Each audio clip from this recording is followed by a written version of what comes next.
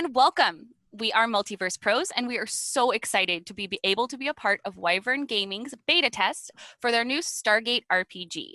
First of all, we want to say thank you to Wyvern Gaming and CEO Brad Ellis for not only a fantastic response, but also letting us explore this universe on our stream. If you like what you see, and for more information on the game we're about to play, please check stargatetherpg.com for information and updates. A little birdie tells me that a Kickstarter will be launching soon. So I also need to say, any images of the Stargate you see are owned by MGM, and the maps you'll see utilized have been purchased from 2 Minute Tabletop. Much of the character artwork you see is taken directly from the core rulebook provided by Wyvern Gaming, with some supplemental art and photography pulled from National Geographic. My name is Alaina. Here at our virtual table, we have Bo, Chris, Corey, and Jade. Without much further ado, let's begin. Welcome to Stargate Pheonix Command. It's been 6 years since the installation of the Stargate program on Earth, searching the galaxy to assess threats, open communications with other civilizations, and procure technology for the advancement and defense of Earth. And this mission, Stargate Command, also known as the SGC, has made many advancements throughout the years. Pheonix Command was established with the understanding that it was necessary to have an off-world base that would allow for better cooperation between alien races and establish a training program that would allow for those species to grow and thrive against the galaxy's threats. As we meet our cast of characters, we come up in the debriefing room. It's a stark underground facility. Pheonix Command has furnished this room with all the tools needed to report back after a mission is complete, as will be expected each time our team returns from off-world. At the head of the table sits General P.K. Lawyer. He is in charge of Pheonix Command. Also at the table, Colonel Stephen Majors, unknown to most of the PCs at this time. We see also Buddy, a captain in the U.S. Air Force. We see Captain Clarence Dude Dune, as well as an Unis named Brada and an Aturan specialist named Guy. As we are introduced to them, I would like each of our player characters to introduce themselves, give a little bit about their background, not much, because we really want to be able to explore the most interesting part of our characters' lives, which is the journeys they take through the Stargate. And so let's start with Captain Buddy. So I'm here from Earth, you know, military background. Nothing too crazy, you know, that I need to go on about. You guys know. At that, Colonel Majors gives General Lawyer like a look. Captain Dune, introduce yourself to the team. Hi, I'm Captain Dune. I'm here for the team. I'm here to help the team survive and not die. That's it. All right, I guess let's hear from you next, Mr. Brada, was it? We don't. Brada. My allies have taken to calling me Bra. I'm a little better spoken than most Unas you may meet, thanks mostly to the work here. I have been versed in other languages. It is a pleasure to meet you all. All right, and I guess that takes us to you, Guy, was it? Oh yeah, hey, I'm Guy. Nice to meet everybody. Y'all are real serious around here, aren't you? Anyways, Yes, this is a military setup. yeah, it's pretty extreme. I mean, not a lot of smiling. It's okay. We'll get there. So I'm from Matura. Maturan. Pretty much like to chill with the plants. Mostly, it's a lot of people for me. Not used to this many people, but just here to help out how I can. You know, if you get hurt, I'll be able to help with that. And I'm not gonna like fight stuff though, because I'm not cool with that. You know, I mean, I learned from the Nox Like, it's not cool to, like, I kind of avoid fighting, but I'll totally help out however else I can. When you say that, the colonel looks towards the general. You're putting someone on this team who won't fight? And suddenly you guys hear over an intercom, incoming off-world activation. Sirens go off. But no panic seems to be on either the general or the colonel's faces. Y'all see that? Is everybody else seeing that too, or is that just me? Sir, is that standard protocol? I see it for sure. The general, it's normal. I know you guys are new to Pheonix, and Normal. welcome. Anytime an unauthorized wormhole is established, we have sensors that detect. The computer program automatically initiates so that we can be prepared. If a code is received through a GDO, the colonel will explain that a little further in a minute. Once that signal is received, we know it's all clear and that it's not an incoming threat. And as if you take a listen, you can hear it's silent again, with just the humming of machines that's pretty standard from what you've seen in this underground base. That being said, the general looks to the colonel. Colonel, now that you've met your team, I'll give you an opportunity to let them know about the mission that's at hand for their first foray into our program. For a couple of you, this won't be your first time through the gate. For our captains, well, let's just say you're going to have an interesting time the first time you step through that wormhole. Yeah, it's a wild trip, man. With all due respect, sir, this whole thing has been a wild trip. I was debriefed about this situation a day and a half ago. And welcome. Her head Is it spin. gonna With make that- me like throw up? With that, the general kind of steps back. I would never. Well, you'll be kind of And- like cold when you get out a little bit, and like it's gonna be crazy the first time, man. You'll see. With that, as the general rolls his chair back and begins to step up, you do see the colonel stand and go to attention. Captains, you would know, as part of the Air Force, this is Stand. something that you should do as well. Oh, He gives you a salute, at which point you are all able to sit again as he leaves the room. The colonel flips open a manila folder in front of him. All right. For you guys, including the... I have some concerns about this. As the general was saying, we have a pacifist and a, I'm sorry. What is the purpose of this? Well, as you know from going through the Stargate training program back on Earth, Yesterday, sure.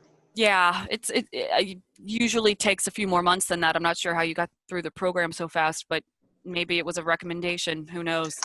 I got told to come here and I got a day and a half of briefing. So sure, this all just might as well happen.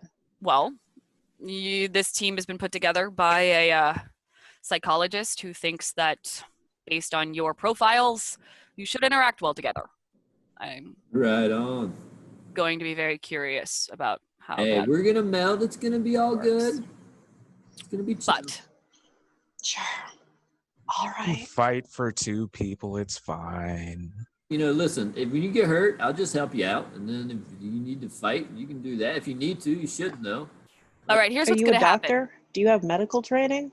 I can Oh, definitely yeah. help you out when you get hurt. That's what I'm here for. All of you stop. And he's got his hands up and he looks irritated. I'm the colonel. I am currently your commanding officer in this situation. You will look to me for guidance and for Yes, sir. information. Until after this meeting, when I can make a determination about which of the captains will be taking charge of this team. Until then, you are on a probationary term. Is that understood? Depending on how this mission goes, you either will or will not continue in this program. Am I understood? Yes, sir. Understood. I mean, I might want to go back to Atura. We'll see how this goes. I'll let you know. I'm trying you out. All right. Now, to answer your earlier question, Captain Dune, the purpose of this is to seek out new technology, new allies against the threats we face. Currently, our biggest threat is the Goa'uld. If you've only been briefed on a quick day and a half. Yeah, they're the bad guys, Briefly. man. You don't want to mess with those guys. What you don't understand is that the Goa'uld have been slowly and systematically taking over the galaxy. And in fact, have previously enslaved hundreds of thousands of the Tauri, or Earthlings, people from Earth, to use as slaves for labor and to convert into what is now known as a Jaffa, which is a whole other subsect of society. You guys don't have any on your team, so you don't really, you'll learn more about them as they come. Or, you know, if any of our two alien compatriots have dealt with any Jaffa or I Ghoul, know about the well, Jaffa. They're pretty cool. well, they can tell you about them later. They're pretty cool. Now, All our right. mission today is A little violent.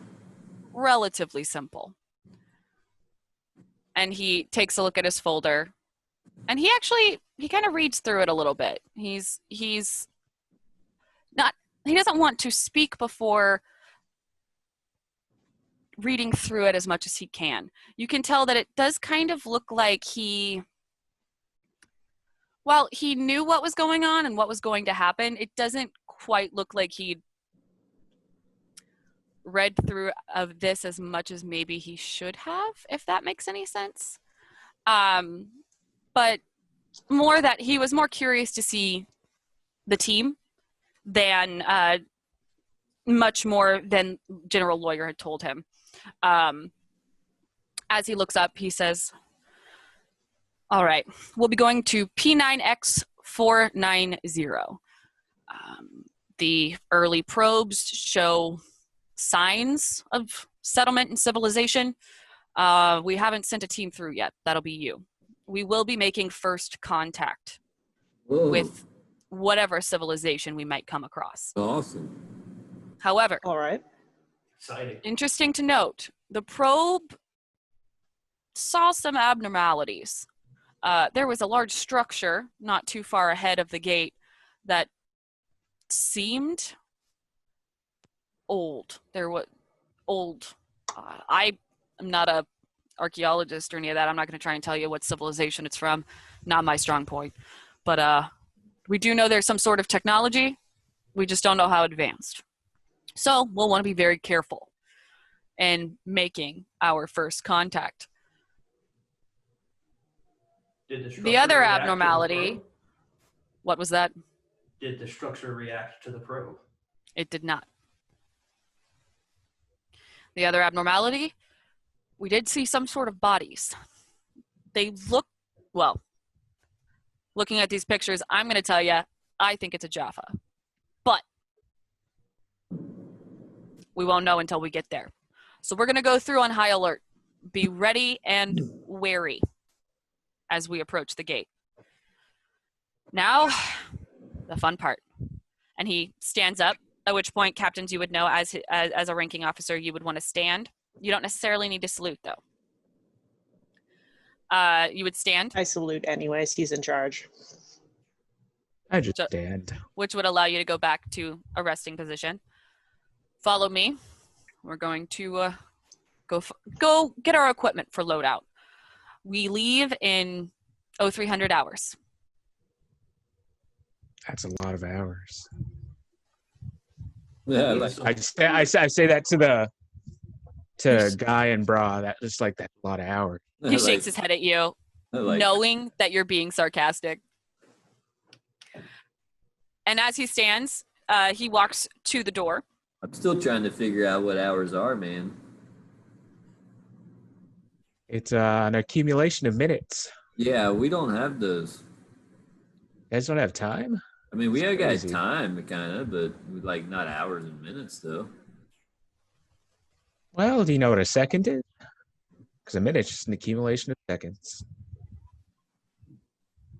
You see, like, Well, in Dune's eyes, their life is just like flashing and questioning everything. What did they do wrong? generally we use like the orbit Is this a of our punishment? of This our feels like a moon. punishment. We live on a moon. We use our orbit of the moon around the planet to really gauge our time. This was a punishment. Different. I shouldn't have punched that guy. It's all good though, man. mean, I'll figure it I can out. get you a clock. An hour is Colonel- like hours like how long it takes to eat a nice big sandwich, right?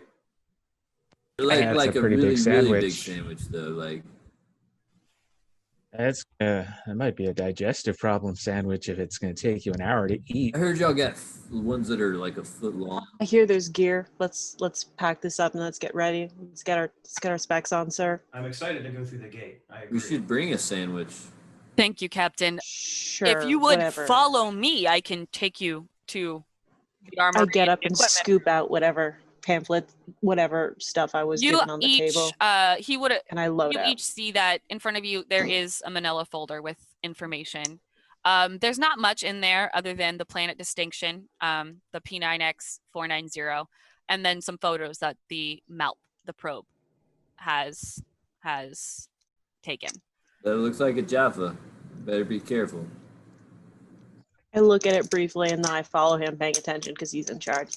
And I don't want to get in worse trouble than I am in now. While following, I wanna eye the picture of the structure. See Okay. if I might be able to discern. Yeah, I want to get like distracted looking at the stuff in the folder, at the pictures and stuff. Okay.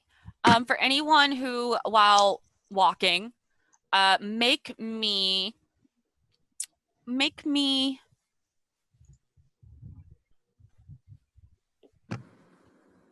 a history check for the humans and an investigation check for the aliens.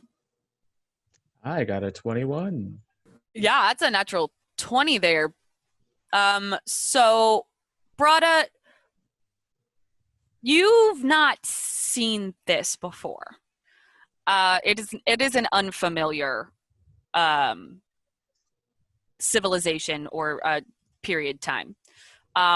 You do see there are some things that they look familiar, but you just can't place it. There's something that just don't know yet. Same with you, Guy. It's familiar, but there's something you just can't place, but it's close. Buddy, this looks Norse. This looks Nordic in its inspiration. And dude, you would see the same. It definitely looks Nordic, Slavic, and it's Icelandic, something like that. Which to Buddy, immediately it clicks with you. This is a civilization that has some sort of technology that looks similar to what the Asgard have placed on other planets. Buddy can surmise that this planet might be considered under the Protected Planets Treaty.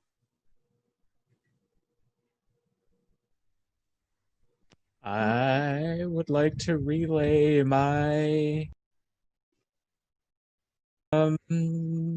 what that thing you just said. Just gonna go and voice that. Okay. So it's similar to the hammer I've heard about. Yeah, it could be. I mean, we can go through there and end up getting Hang on, did I just hear somebody say something about the hammer? Thor's hammer? Buddy had mentioned What's something protective about the structure. planet? Oh, a protected planet. So there's a. Do you ever remember on Earth hearing about little green men or little gray men? Yes, That's- they were a the myth. Asgard. They're pretty. That's chill. the Asgard. So they actually have gone around pretending to be ancient Norse gods for a while. But they're now. good, but they're cool though. They're good. Oh yeah, no, they're. So the Protected Planets Treaty is they essentially have. They like lying to people. Primitive civilizations for funsies. It's a little more complicated than that. Yeah, So help as them. long Yeah, help them. as these planets fall under a specific parameters of a treaty that the Asgard have made with the Goa'uld. These planets are protected from harvesting or anything else by the Goa'uld. So it's worth noting. It's also very interesting that there are Jaffa bodies at the foot of this statue. Yeah, that would be like a violation. So as he leads you through all of these winding corridors. There, it's very geometrical in the corridor shapes. There's a smell of that's just a smell of technology and underground that kind of permeates the air. Like, it feels like you're being led a little lower. He does lead you into an elevator, swipes his access card to take you down. I hope this planet's got some trees, man. From your investigation check, you see in the picture there are trees. There's also a lot of coastline that you see. It looks like the gate is on an island of some sort. It's gonna be great to get outside. So as you step out of the elevator, he continues down the corridor, eventually coming to a stop outside of a door where he again swipes his access card. As the door opens, you do see a massive armory where it's sectioned off. He gestures for all of you to enter. All right. This is not a long mission. We are expected back after 8 hours. If we don't check in after 4, they'll send someone after us. Or, well, let's just not go for or. So each of you grab a bag, load it up with the following. And he waits for each of you to grab a bag. I'm gonna grab a bag and start loading up basic standard essential supplies. Yep. Some rations, some water, some rope. So essentially, you all will have the following: a tactical vest and 3 uniforms, 1 day's worth of MREs, which is food. Not tasty, but it's edible. They're better than people Brada, think. you love these MREs. These are delicious, Brada. I eat them. These are they are so good. Fine cuisine. There's a combat knife. However, captains, you will know that you actually get 2 each, as is stated in your inventory currently. Each of you will pick up a TACCOM, which is a walkie-talkie type system that would allow you to communicate with each other, so long as you are in a certain range. You will each pick up a flashlight, a water purifier, so that way you can purify any water on planet of toxins or other anomalies, a filtration radiation mask, just in case, a multi-tool kit, aka Swiss Army knife, a personal first aid kit, extended climate protection clothing, which is just in case, like basically it's if you happen to find cold weather, it's a coat, essentially, a combat tent, and a sidearm, a 9mm Beretta. Captains, you each get 2. He loads himself up, equipment as well. All right, team. Do you have any questions regarding equipment? Do you have any special requests? Anything? Do you have anything you need to go grab from the room you were shown earlier, Brada and Guy? Do you have anything special you want to grab? I grab rope. Guy is looking in the barrel of the Beretta. Oh, the captain. Ooh, Immediately, the captain immediately takes that out of your hands. Make sure it's not loaded. Checks the safety. What's going You don't. on? You don't. You Point will. it at your face. You will never touch a firearm again, ever. What was that thing? You will never. No, that is what is called a gun. No. And you will never have access to those again. Yeah, very dangerous. That's why you are not having one. That's why you are no longer. Yeah. Somebody wants this too, and pulls out the combat knife and is like. Why don't you just put that down? Why don't you just take his combat knife and I put it in my pocket? I have 3 now. Okay. Okay. Brada, do you have anything you would like to retrieve from your quarters or Are you just going to stick with the basic supplies that have been offered? I would like to grab my blade. I got my med so- kit on me. Sorry. If you tell the colonel that he will allow you to lead the way while the team follows, and then they will stand outside your quarters while you retrieve what you need. I do. I tell him that and head to my quarters and grab my blade, which I keep on a display next to the cot that I lay on. I will say my room's completely bland. It's just a bed, a table with my knife on it, nothing else. Makes sense. All right. Nice setup. Classy. Thank you. I like some. All right.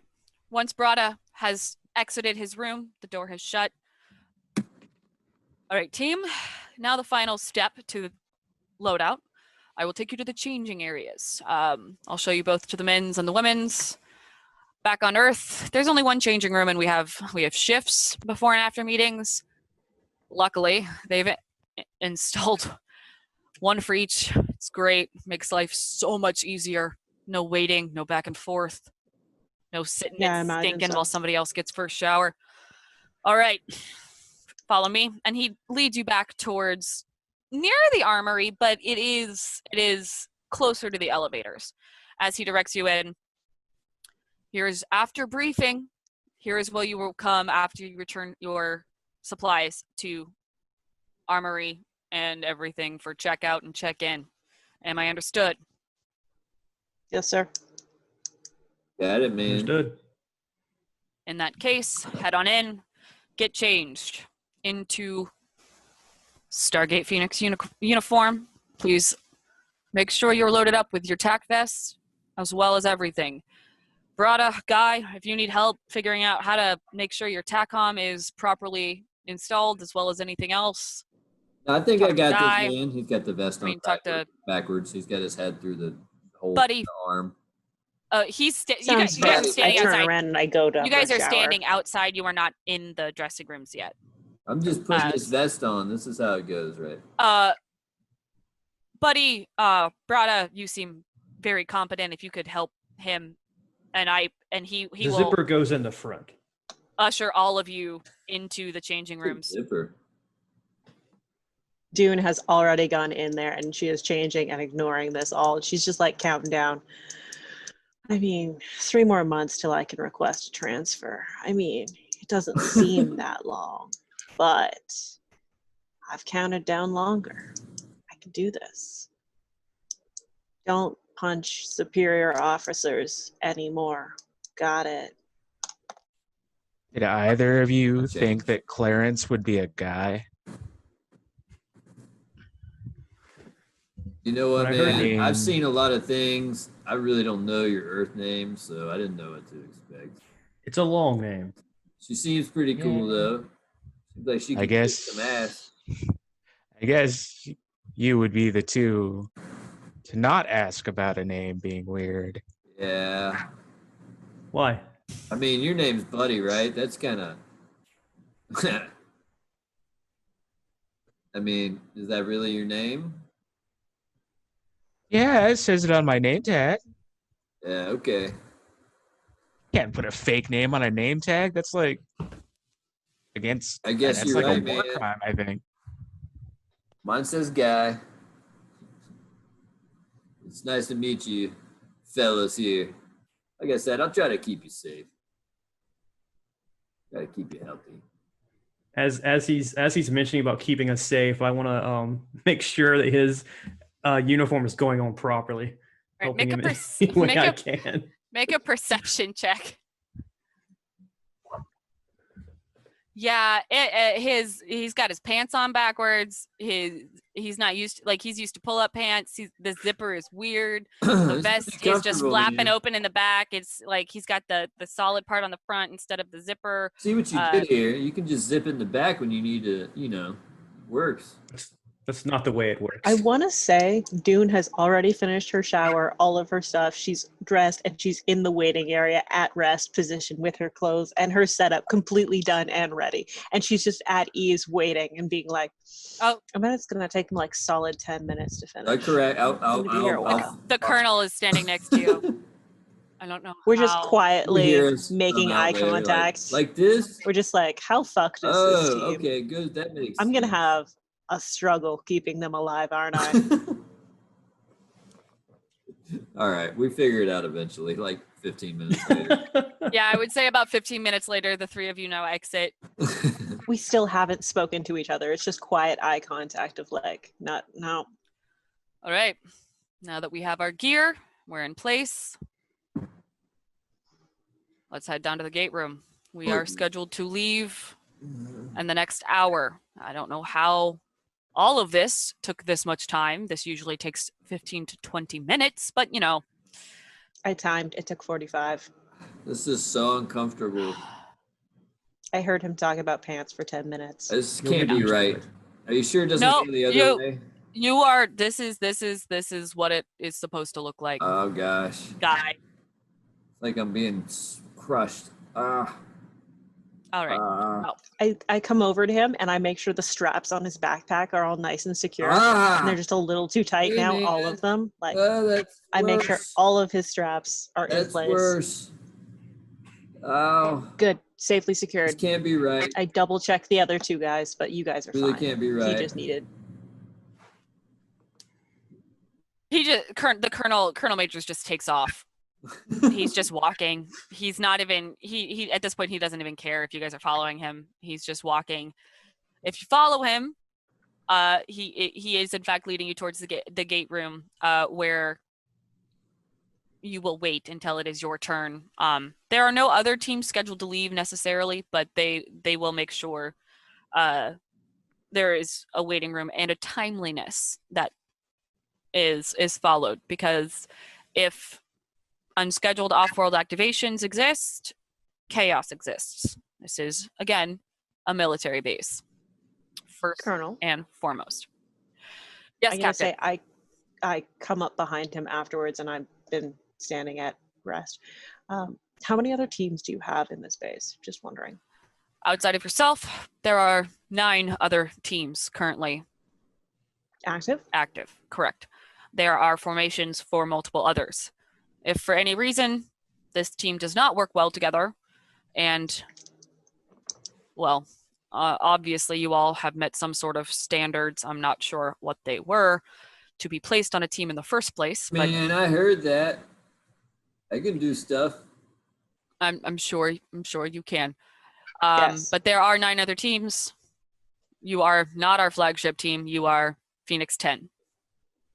Yeah, Excellent. that's the best one, That's- right? that's like reassuring. The top, like the highest. If for any reason any of you need to be reassigned, well, you'll be reassigned and a new member will be put in place. I will be here for the first mission. After that, whoever I deem most capable will be considered team leader. Gibbs. You know what? I bet it's you. Captain, there's no dibs here, I but bet it's good, you, buddy. good call. Hey, Good buddy. I bet it's you. You could do it, man. You have my alliance, buddy. Before we step through that gate, captains, be aware. You've stepped through it once to get here. So you're aware it is mind-numbingly chilling. You will feel Yeah. it to your bones. Is that why we have the coats? No, that's It not wears off why pretty you have fast. That's for other area. I don't think coats help with the chill of the It gate. goes away pretty fast. So be prepared. After you step through, you might need to take a couple moments to reorient yourself.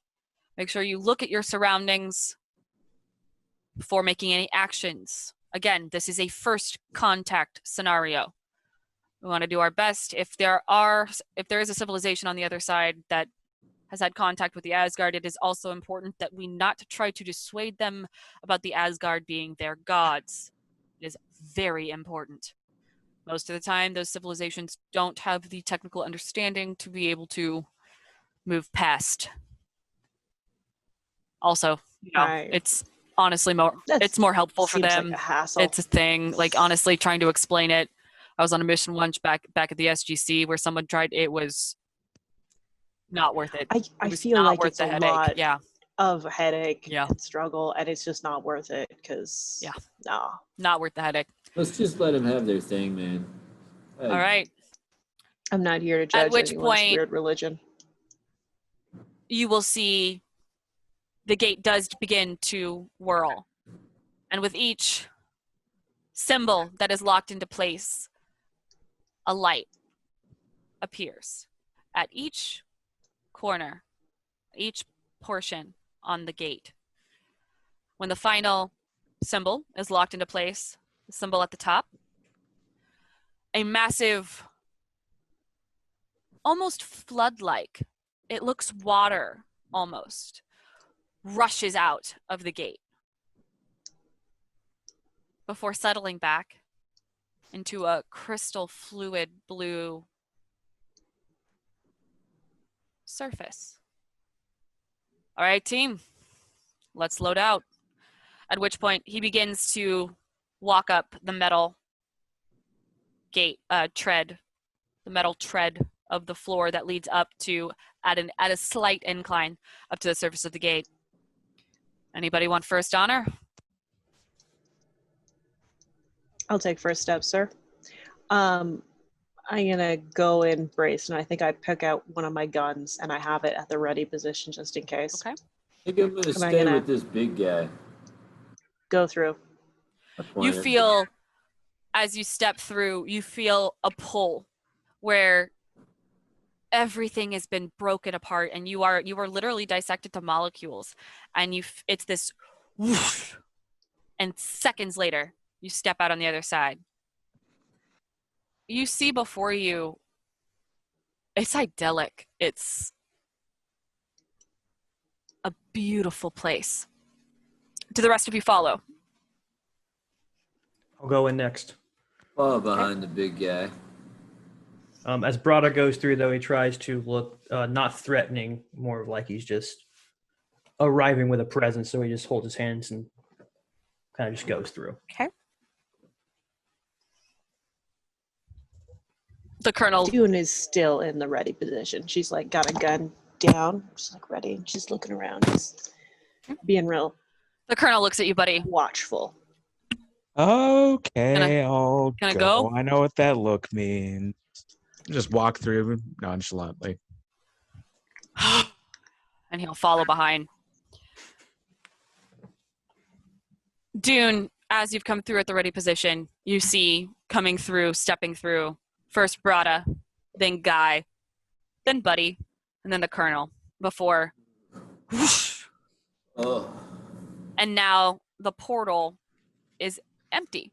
Now it's just a circular ring that you can see through. If you were to put your arm in, nothing happens. It's just empty space. You see before you, it's a small island, but it is absolutely beautiful. There are trees, yeah. man. water, and there are 2 bridges. So you find yourselves here. Next to Brada is the dial home device, or DHD.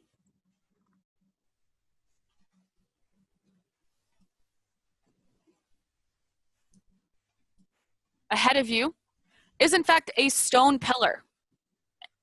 It is Nordic in origin, as determined earlier. At the base, you see the bodies of what looks like 2 Jaffa soldiers. On the bridge to your right, over here, you see one on the bridge, as well as what potentially looks like another island where 2 more bodies are placed. Looking out over at that island, you see amongst the trees and the sand crumpled ruins of what could have been a temple. To your left, you see a bridge and another small island. Past that, yet another bridge. I would need everyone to give me a perception check.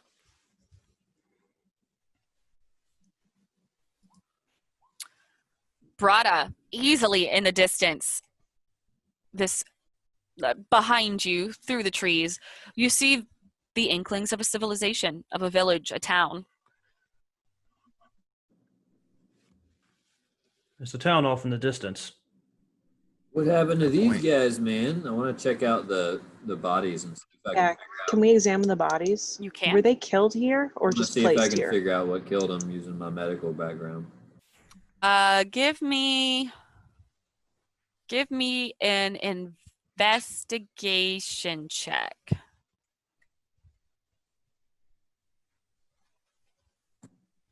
Guy. Right. All right, guys. Oh, Enough with the natural Hey. 20s, I've okay? seen this before, I think. While you haven't actually seen this before, it's very easy for you to see that these Jaffa were killed. They were killed by something that has left little marks on their exposed skin that you can see. One of them seems to have some sort of corrosion to their face that has completely blocked the symbol, their Jaffa mark. Dude and Brada. No, just dude. Dude, you see on the forehead of one of the ones in front of this pillar a very mysterious mark. It is not one that you've seen in any mission reports that you were able to go over in the day and a half. It is unfamiliar to you. Okay. This is a non-standard Jaffa mark. This is not one that you have seen in any mission report to date.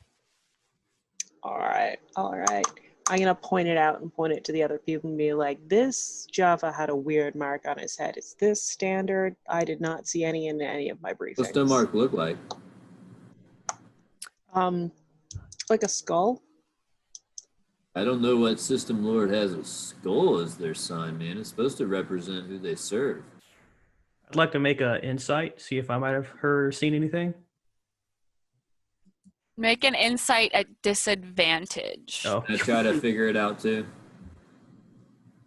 Also at disadvantage. All right. It's literally just a Yes, skull. Gate Master. It's a skull, Brada. Cool skull. Cool skull. I do like the design. It is a pretty cool looking skull. Guy, Neat. again, the Nox have pretty much made sure that you guys stay off of the radar of the Gould. They don't have much in the way of teaching about the Gould. So even with that 13, you know that these are Jaffa. You know that this is for a system lord. You have no idea which system lord. You can't place it. Oh man, I haven't seen anything like it. But I do these injuries. Cool. If I point out to them what I saw about the injuries, it's like they have like perforations in their skin and like different. Suddenly he takes on a different, very medical, very scientific tone. See, it looks like they were pierced in this area, and this one has some abrasions on his face that seem to have scratched away his mark. And he goes into a detailed description of. And as you're looking at them, you don't see any necessarily. If you see piercing, it's a bite of some sort. The corrosion is some sort of an acid. Gotcha. The marks look more like something was gripping it. Right. The puncture kind of marks here. I point out. So does there any indication with my roll of what could have caused something like this? It's not a creature that you have ever seen before, but it does look like it's probably aquatic in nature. Maybe something out of the water got it, man. Looks like he got maybe a beast of some sort. We got to be careful. Can I look around for tracks? Sometimes you can, from the tracks, get like a scale or a mobility. Like you can see how big it is. Looking around, I'll use your 20 investigation check. So the only footprints you see on the land are the footprints of the Jaffa themselves. It looks like whatever Okay. attacked them came from the water. And do a survival since I have a specialty in that, and I'm a nature guy, and try to figure out if there's something in the water, or if I can see or have any indication further. You can. All right. And I have the background of I should have advantage on this, I believe, because I'm a preservationist. So let me see what it says. Gain advantage of any intelligence or wisdom check to identify the property. Well, never mind. So that doesn't work here. But Okay. 20. So again, this was a monstrous creature that came out of the water. You can't see any indication that it's there currently. You're not sure why or how it attacked these Jaffa. No, man. Seems like the water probably should be careful around the water. We're surrounded by water. Maybe it was the water itself that attacked them. Maybe it's sentient water. Did you guys ever think of that? You could stab the water, man. I wouldn't do Not it until though. now. Oh, Captain, you got a mind like nobody else's. It's true. No, you gotta think I outside the think box wonder and sometimes, beauty. man. I've read some of those reports. You got crazy shit happening. Why don't we head towards town, see if they've heard of this before and knew these Jaffa? Wise advice, Captain. All right, let's head out. Weapons down. We do not want to come across as a threat. These Jaffa came to the wrong planet, man. You know, the Asgardians like to protect their own. Do you think these Jaffa could be native to this area? Seems like they probably came through the gate, man, and got taken out, I bet. The mark is unfamiliar. Either way, let's head towards And town it's a and skull. question them and find That out. can't be good, man. I mean, skulls are I mean, cool. maybe they serve Skeletor. Let's go. Maybe they It's a are Skeletor. like Let's ask them. All right, I'm not familiar with that ride system. Harleys or something, man. Skeletor. the colonel is going to fall back Sure. and take the rear position as we travel. Who would like to take forward, or what is our marching order? I'll take forward on this unless somebody wants to. I'm trained in diplomacy. It is best for me I'll to follow right I behind. take point on this. Stay right beside him and help, because I got survival training if we're trying to find our way. Brada knows pretty clearly the direction of the village, and it does look like there's pathways. I'll stay in the back then. I'll go puts third. Buddy in the middle. All right. So as the group travels forward,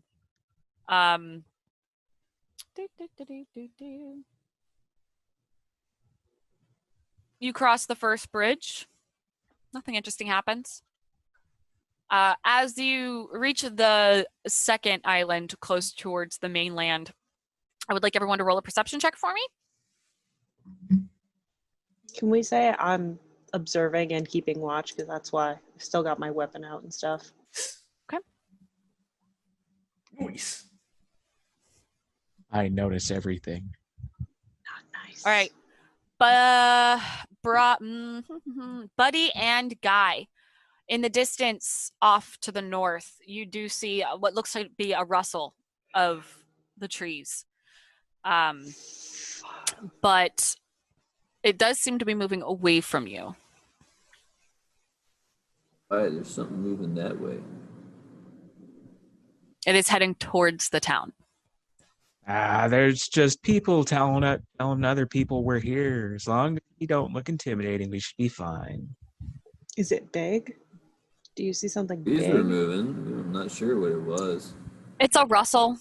It doesn't look, I mean, it's not like the top of the trees I think by his any name means. was Russell. Should we call out to them? Russell! Nah, they already know we're coming. They're just tell the I townspeople. think that's what happened, Someone man. got They're just sad. like reporting back on us. Well, let's just be chill then. Everything should be good.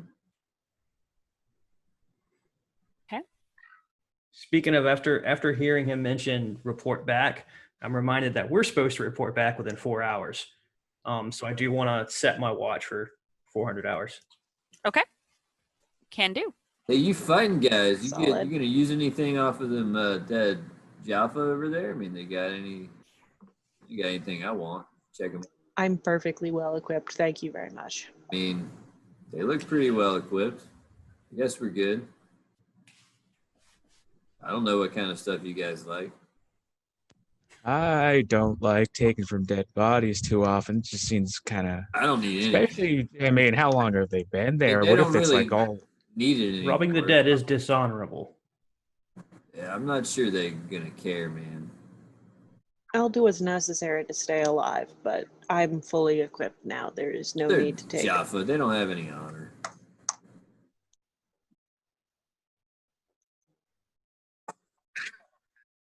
They may not have been voluntary Jaffa. You never know, man. That's true. They could be good ones even. Never know. I am not equipped for this conversation. Let's just keep moving along to the city. They're definitely not using any gear they got, man. So, I mean, if we comes down to starving or taking their rations, I think we know what to do. We have plenty of rations, and For we're one not day. going to be here for that long. Let's hope. I've read some of those reports, man. I'm with you. Let's go.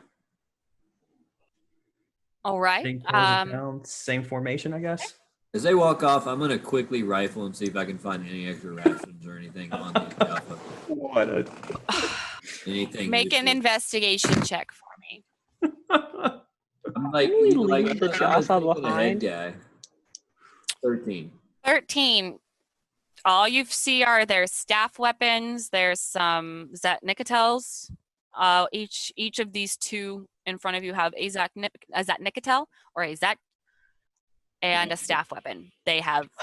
Otherwise, there is nothing else on them So I'm other gonna than pick their up armor. the Zat, and I'm gonna look at it. I'm gonna. Do I know what it is? Make an investigation check at disadvantage. It's a crit fell. No idea. It's pretty. It looks like an S. It's kind of it looks like a snake. Maybe it's like a snake statue. Maybe they each have a snake statue on them. Who knows? It's kind of cool looking. It's pretty metal. It's got little carvings, etchings in it. There's this little button right here. I start walking away to leave him to die. Oh no. I'm gonna start to touch it. As soon as your finger gets close, it opens up. All right, I'm gonna roll, and if I get an odd, I'm gonna touch it. Make an intelligence check for me. Yeah. Okay. And Can't believe nobody's babysitting me. looks safe enough to press. Oh my god. I would like to make a perception check to see if I notice what he's doing. Go ahead. Make And I don't know Same. which direction Yes. it's pointed, but I'm gonna go ahead and hit that button. Well, you were holding I it don't like notice this, it. and you went to press the button like this, so it's pointed at you. So what Do I imagine see is him was doing pointed at me, this? and then I kind of turned it and to look at it. Buddy, you're Oh. distracted talking to the colonel. Clarence, you see him as he shoots himself with the zap, Great. effectively stunning himself. He falls to the ground, unconscious. I watch him fall over. I'm just like, this is what I expect from this team. I more question what I did wrong and how I can get out of whatever trouble I'm in. God damn it. Why did you do I'm that? gonna come guy? up behind. I'm gonna take the statue, put it back to the other guy, and I'm gonna slap him in the face. Okay, so you walk back over. You effectively take the zat out of his hands and shut it, set it to the side, and then, all right, go ahead and smack him. Just give me a d20 roll plus your strength. Does that meet your AC? Yeah. Does a 17 hit? Yeah. It's actually a 19. All right. Mm. Go ahead and roll me a quick little die 4. Just a little die 4. Hmm. Oh, Awesome. she doesn't actually realize how hard she backhands you, but you are startled to wake as you do take 4 points of damage. Hey man, what the hell? I want to say she's like crouched right on top of him. You awake? You up? Ow. I'm gonna lean it right into his face. Don't touch shit that's not yours. I don't know, man. It looks safe. Does this look safe? You laying on the ground, getting slapped awake by me? That wasn't safe. You hurt me. Okay. You're not safe. As our medic, you are the one who's supposed to keep us alive. I expect you to keep yourself safe so you can maintain keeping us alive. Is that clear, sir? Yeah, I'll do my best. I was just trying to Uh-huh. help. Uh-huh. Gather Uh-huh. All right. You're scary. Uh-huh. You done now? Scary. Are we good? Please don't slap me again. How about you get up and you go to the nice middle of the pack here All right. where we can keep you safe, Okay. sir. At which point, the colonel will kind of give a wave over to Buddy. All right, Buddy, take a note. We will collect these and take these back to Pheonix base. These Whatever they are. weapons. Okay. On the way back, though, right? I mean, On the way like, back, yes. I don't want to collect these now just in case First Contact has any affiliation with Jaffa weapons. It's not really a good first step. But what about Whatever that those staff are. thing? I didn't get a chance to check that out yet. You know, Let's look at that I later. think that Let's is look at not, that you know later. what, we'll We're gonna grab that on the go way on, back. head out. I think I should look at it. No, I really don't think you should. Not at all. Nope. No, Not You the like a slightest. weapons expert or something? I am. You've got You're gonna look at it later. You've got 3 of them, and I have extensive experience with Jaffa weapons. All right, you were good then. Okay. All right. Let's go.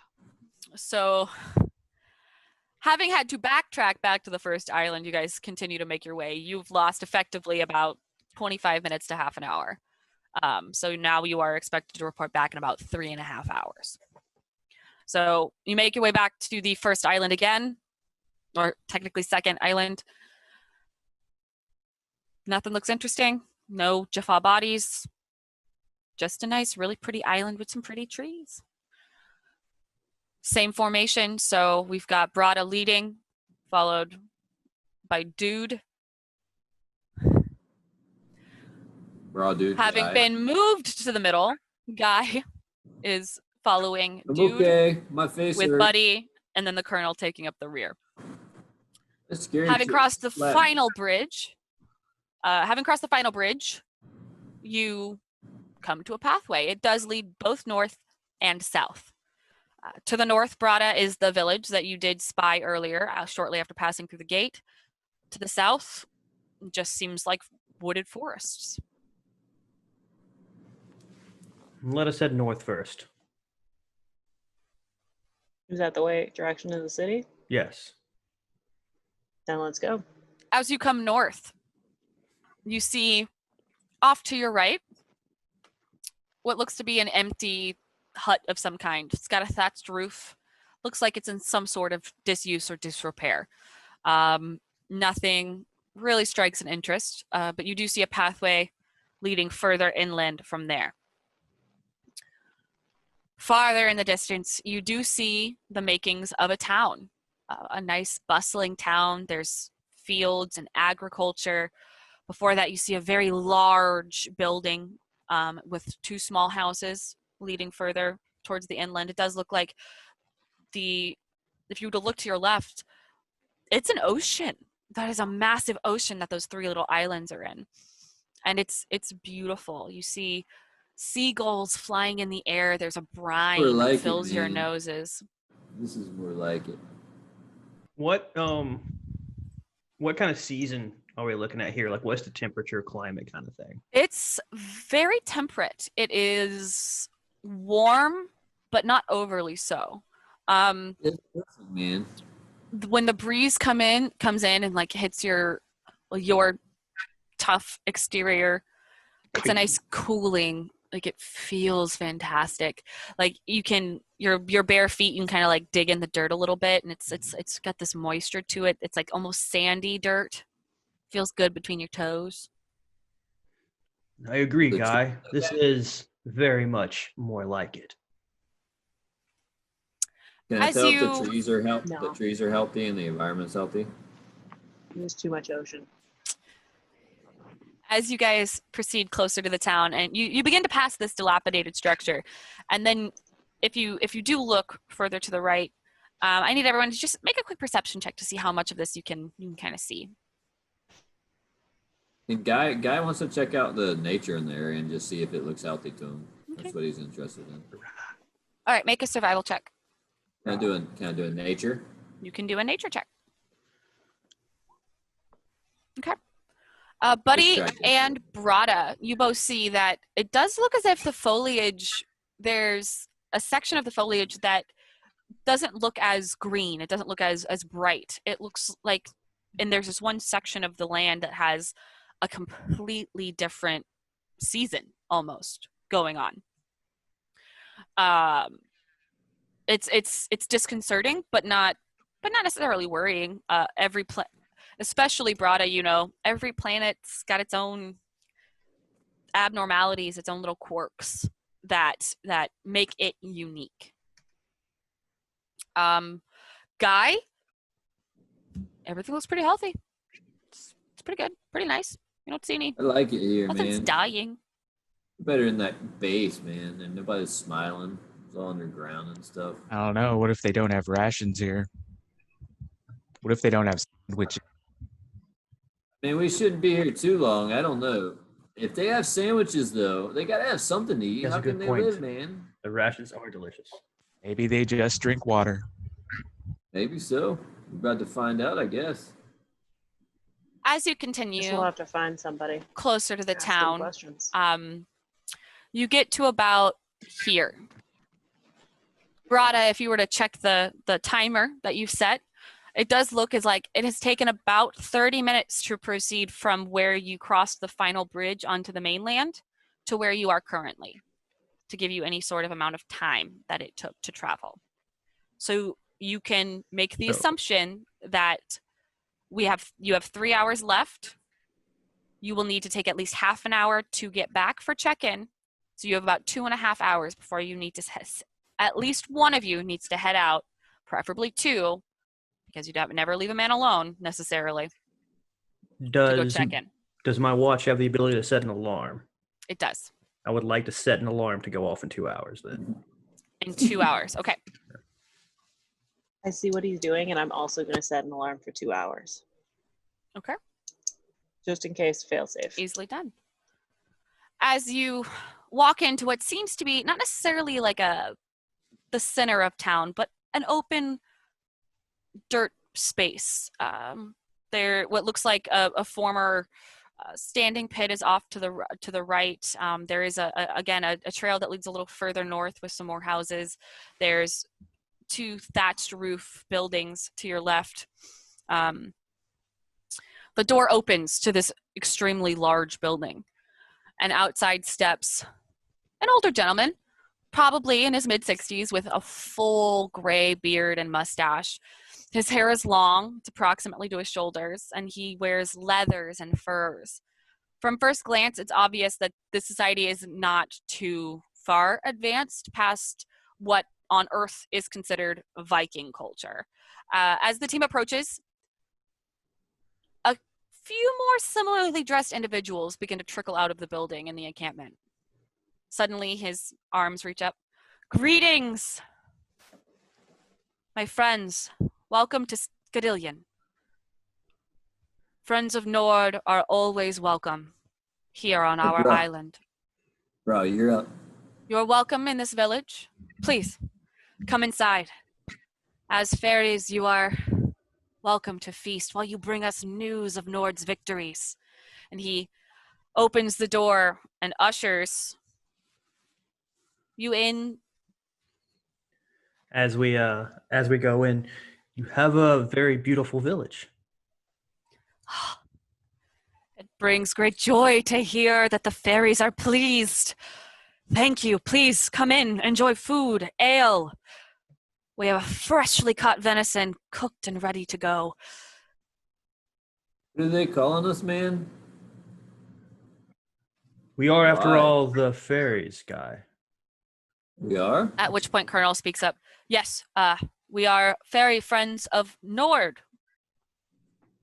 Hey, man, I'm like a friend of He Knox. elbows you hard in the ribs. Do I need to perception that to see if I get what's No, happening? or you is aren't. it- Yeah, nope. You just take it. There's no damage, but Hey, he elbows ow, you man. hard. You Burns. know, I think, Ow. buddy, I think it's best. Why don't you take Guy and Hey, go man. look at that interesting clearing we saw back in the woods area, unless Yeah, let's go look Guy, at those. do Let's do go you look at think those you things. can observe as a wonderful fairy friend of Nord? And he gives you a I mean- pointed look of, I told you before we left. We go with it. Hey, man. Let's do this. Welcome. We're glad to be here. Fairies in the house and stuff. Indeed, fairies in the house. All right. Yes. Let's get in this house. So as he brings you in, you see this beautiful Viking hall. It is 2 stories, but the second story is more like, it's kind of like a wraparound porch almost, kind of observation deck above long rows of tables where you see what's close to about 100 Vikings, male and female, all in their furs and their letters, ripping into what is a community style feast. The man who greeted you earlier, my name is Ragnvald, and friends of Nord are always welcome. Please, please, join me at my table. And he gestures towards the end of the hall where there is another table set perpendicular to the rest of the tables. It is also community style seating. It is not as if it's a table for the ruling class by any means, where it's on a platform with only seating on one side. It is, again, community style. But currently you don't see anyone sitting there other than a woman who sits at the left hand of what looks to be the head of the table. If anybody would like to try and take a look at her before, as you approach, give me a perception check. I'll leave the perception check up to somebody Wow. else, but I would like to make a culture check to see if there's any kind of red flags on behaviors we should avoid, or what would resonate best in dealing with them. I'm going to roll this. You'll see it has a +1, but thanks to my urban background, add a 2 to it because I get to use my charisma instead of wisdom on culture. Okay. And I'm just checking out the food. I'm looking for vegetarian dishes that look yummy. Okay. I want to know who she is so I can know all the players in the area. And yes, investigation.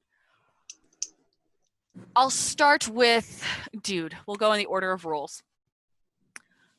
Dude, this woman is beautiful. She's got pale skin, dark brownish black hair that kind of fades as if she spends time under the sun.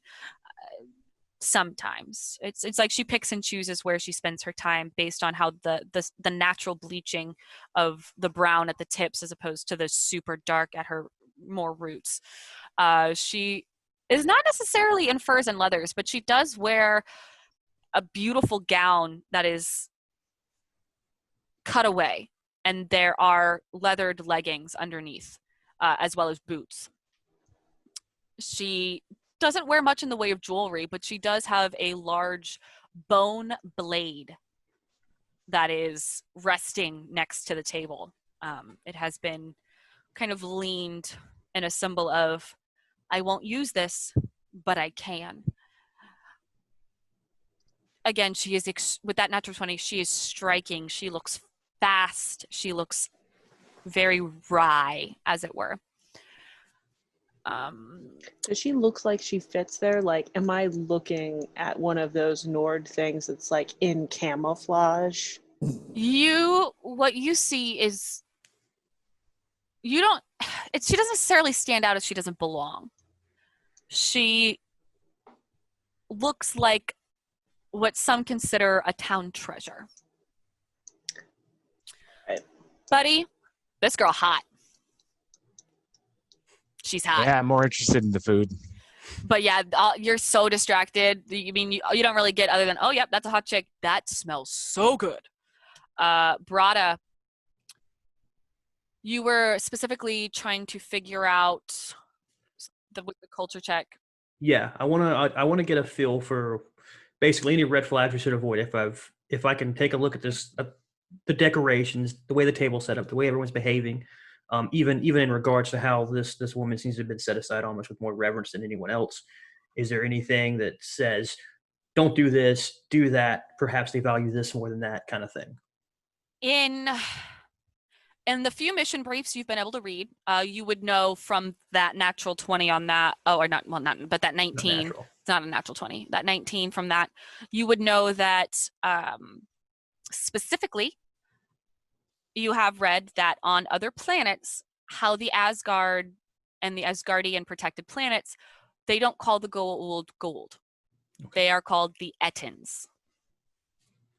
So if you're going to reference them or their Jaffa, you would call them Ettins. Hell yeah, that's what I need to know.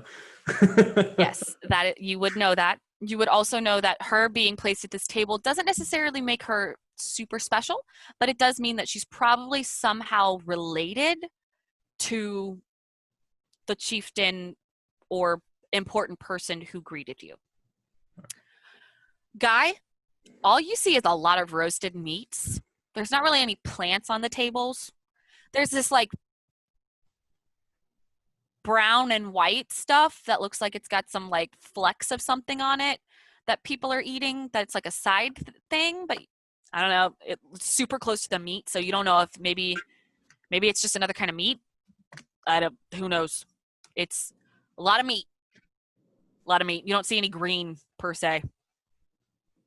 There's bread. There is bread. All right. Fairies, meat, and bread, I guess. I'm just gonna grab some bread. Look at that bread covered in gravy. Oh, it's probably like meat bread. As Ragnvald brings you closer to the table, the woman does stand.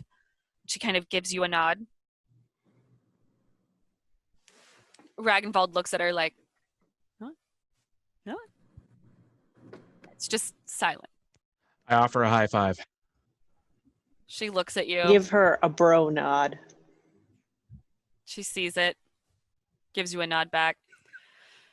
Ragnvald kind of blushes and looks back to you. I am so sorry. Please do not take it as a discourtesy to Nord. Raydun she is hesitant of visitors and travelers. We've not seen someone come through the portal in many generations. So, what of the Ettins we saw when we came through? Yes. Well, Nord's might made sure that they were not a threat and never left the islands, as he promises. Did you take care of them, or did... No, Nord's might. The Nords. Nord's might. So the sentient water. What is sentient? A special word he likes to say about things. So Nord's might. Yes, Nord's might. Nord's might takes care of any Ettins that comes through here? It has not been necessary in so long, but it was Did it proved. kill them as soon as they got here, though? Like, they didn't have a chance to hurt you, did they? Yes, Nord's might. When legends tell that, and as he begins talking, he has gestured for you all to sit down at this table. At which point, I would like everyone to make me a Moxie check. For everyone watching, Moxie is a new encounter type, which works very similarly to Initiative. To determine a character's Moxie, the players will utilize either their Intelligence or Charisma bonus. This check is to be rolled at the start of an encounter per the Gate Master's instructions. Moxie is mainly used in non-combat situations where their force of Intelligence or Charisma is more vital than their Dexterity or their Wisdom. All right, so everyone has rolled me a Moxie check. So I will pull up our turn order. What happens that we all rolled 13? Hopefully nothing horrible. You get Everyone a except Gate the Master diplomat. who is obscenely annoyed. Interestingly enough, the Colonel is up first for his Moxie. At which point he will take a seat and he's slowly going to start loading his plate. Thank you very much for welcoming us into your village. It's an honor to have been sent here by Nord. It is quite the honor. Yeah. Thanks. And he's gonna. So the way this is gonna work is you'll each get a chance to make one statement, at which point you may roll either a culture check or a persuasion check, depending on the purpose of your statement. And we'll use this to kind of keep track of how well this goes and potentially securing an ally or maybe learning more about their culture. So he's going to do a culture 16. Seems Ragnvald smiles. No, it's our honor to include you amongst our feast. We are finishing up a day's work and rewarding those who work in the fields and on the boats, securing our dinner for this evening. Please, there's venison, there is fish. We even have some potatoes. Welcome and grown homemade bread here. Oh man, potatoes, all right. Buddy, you feel like you have a chance to make a statement. Nice. You guys got some really great food here. So you guys haven't had visitors through the gate in a long time, huh?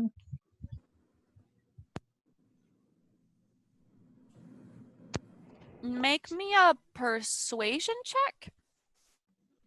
Ragnvald and Raydun give you a curious look. Before Ragnvald, no, the Edens that came through the other day are the first visitors through the portal in many generations. What you called it a gate? Fairies say something new every day. Brada. You mentioned the Nord's power. What form does it take here? Roll me and you can roll me a persuasion check.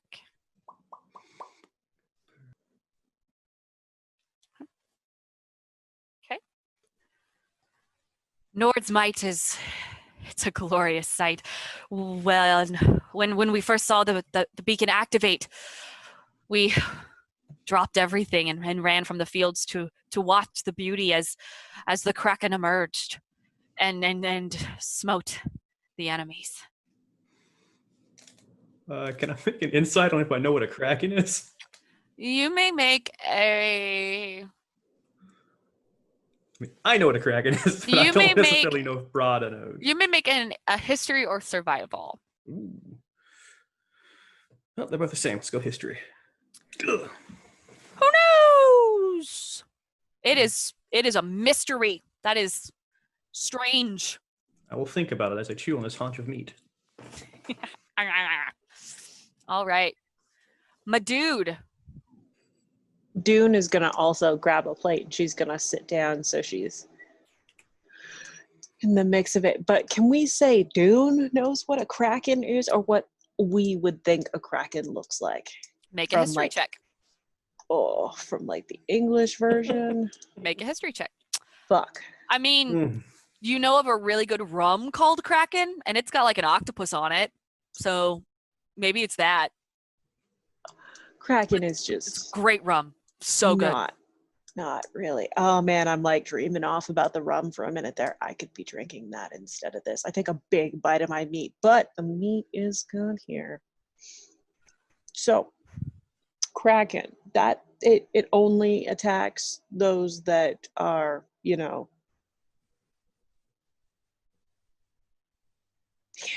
only Ettins. It's never attacked anyone else. Make a persuasion check. That's a good one. Fuck. They're all good questions. Wait till my No. turn. No, Nord's might only affects the Ettins. The beacon, as I said, activates, and Nord's might emerges from the sea as promised to protect us all. At which point, with that question, Raydoon looks at you and is kind of narrowing her eyes a little bit. She looks suspicious.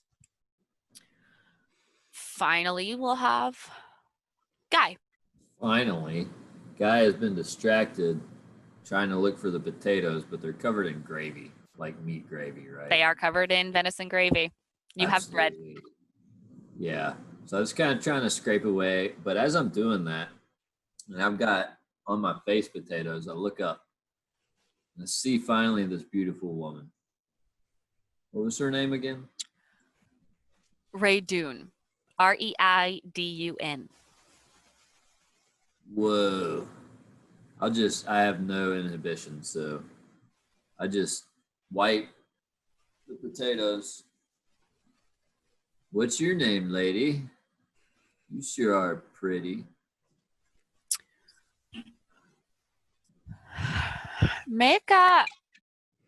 Just make a charisma check. Just straight charisma. Makes sense for me. 5. She looks at you. As my father said, my name is Raydoon. And I would appreciate it if you kept your fairy business over there I mean, and you look super away. I got you. I feel you. You look definitely like you want me to leave you alone, but I'm not going to. Instead, you look bored. So, you want to see a fairy trick? No. Don't want to. What would you rather be doing right now? Father, why am I here? And she looks over at Ragnvald. And he kind of smiles hesitantly. I do man, it's all apologize. good. Hey, you Do don't apologize. apologize for her. She's just being herself. Listen, I'm just trying to ask her what she'd rather be doing because she obviously doesn't want to be here, man. He looks towards who had the highest check. She looks towards Brada and the Colonel, kind of with an eyebrow raised before Ragnvald follows her gaze. Yes, so Raydoon is the one who brought us news that the portal had been activated yet again. Let us know to be ready and awaiting the fairy's arrivals. However, she was also the first to note when the Ettins arrived. I wanted her here just in case you had any questions for her about the Ettins and how Nord's might slayed them and kept us all safe. At which point you see her eyes kind of roll. It's all good, man. I was just checking in on her. She just seemed unhappy. I was seeing if maybe she wanted to talk. But it's fine, man. I'll leave you alone. At which point, having heard that Raydoon was in fact there, he will look over to Raydoon and so these Ettins, we saw them come through, and we do see that they were Jaffa. They were not the Ettin lords. So, in your stories, in your history, what Ettin did Nord specifically seek fault with? Who did he keep you safe from? And you'll do a persuasion check. One. Yes.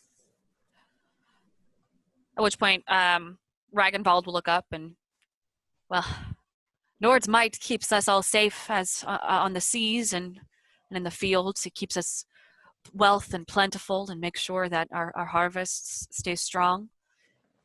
We do also, as you might have seen as you passed on our way, have a small temple for his bride, Skadi. The giantess is one for the cold. She likes her areas never quite in full bloom. Really, I can't think in the stories who specifically might have taken fault with Nord, but he has done his best to keep us safe. And Raydun will nod her head in agreement. I did see that they did bear the mark of death among their foreheads. I have not seen that in any of the stories or in any of the legends. Not written down, nor in verbal tale. Buddy.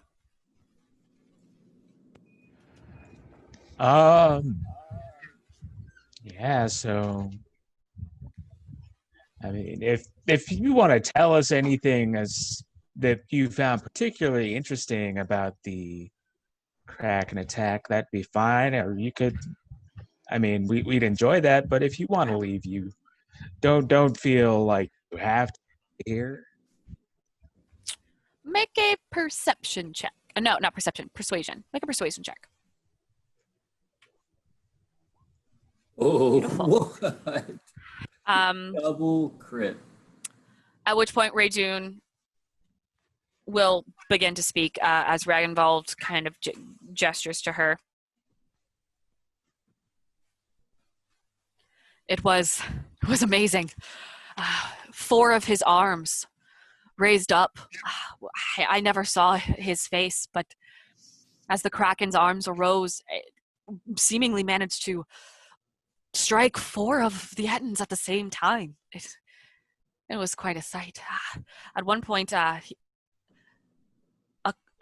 beak of some sort had its mouth around the head of one of them, and all you could hear were the Ettin shrieks and pleas, as Nord's might knew no mercy. Oh, man. Brata.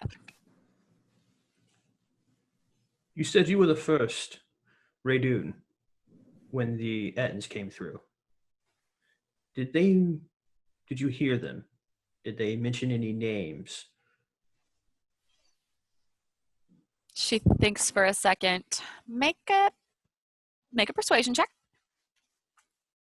I watched from the trees from the shore. I dare not venture on to the islands. The portal is protected.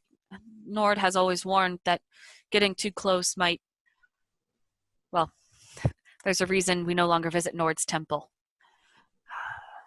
He has given us other means to worship him here. And you do see among you there are symbols of waves carved into the goblets that are on the tables. It's waves. It's harvest bounty. It does look very much. They worship in action as well as in thought, as opposed to actually physically worshiping at an altar with Nord. In regards to which Ettin they served, I never heard a name. Again, they mentioned death. They mentioned. I think they said she who moves like wind. I make an insight. Yep. The rest of us here She's telling the truth as she remembers it. All right. Yeah, the rest of you all hear it. If the rest of you want to try and make an insight check, you can.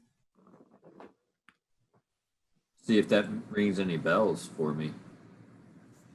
What she said. And I'm rather not than liking trying to it. see if she's honest. I'm not Can I liking see that if she referred to the Kraken as a he and not an it. Can I see if Well, I've heard he does what she- apparently have a wife, so that might be why the he. Again, she's speaking the truth as she remembers it. You can tell from Clarence. You can tell from the way she is referencing the Kraken.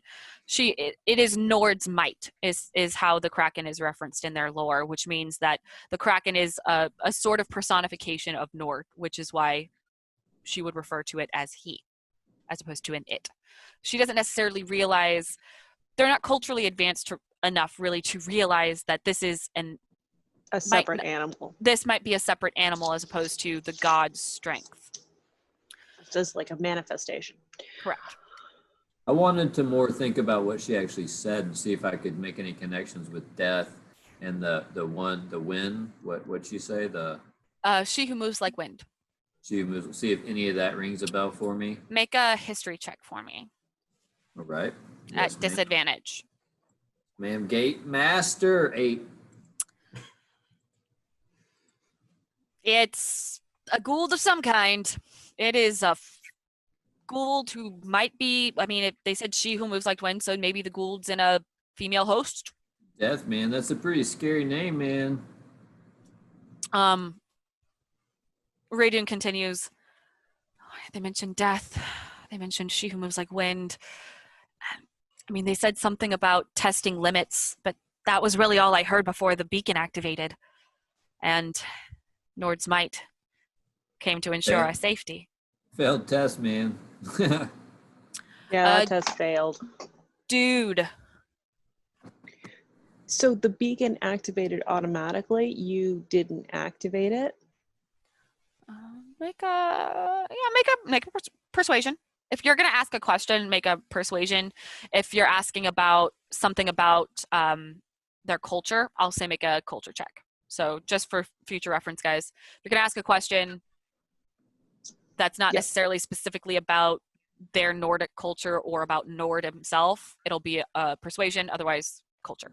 Because if you didn't activate the beacon, why were you watching that area? Were you just there sightseeing?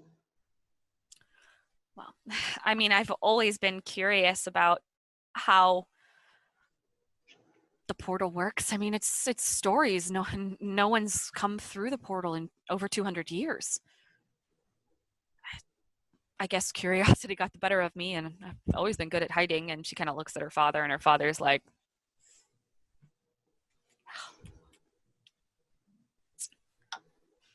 "Guy, Makes sense. So, Guy is mainly focused on the lady.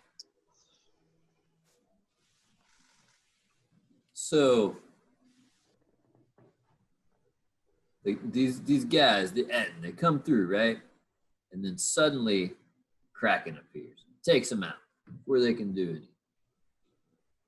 It's the only time anything like this has ever happened before that you all have seen. persuasion."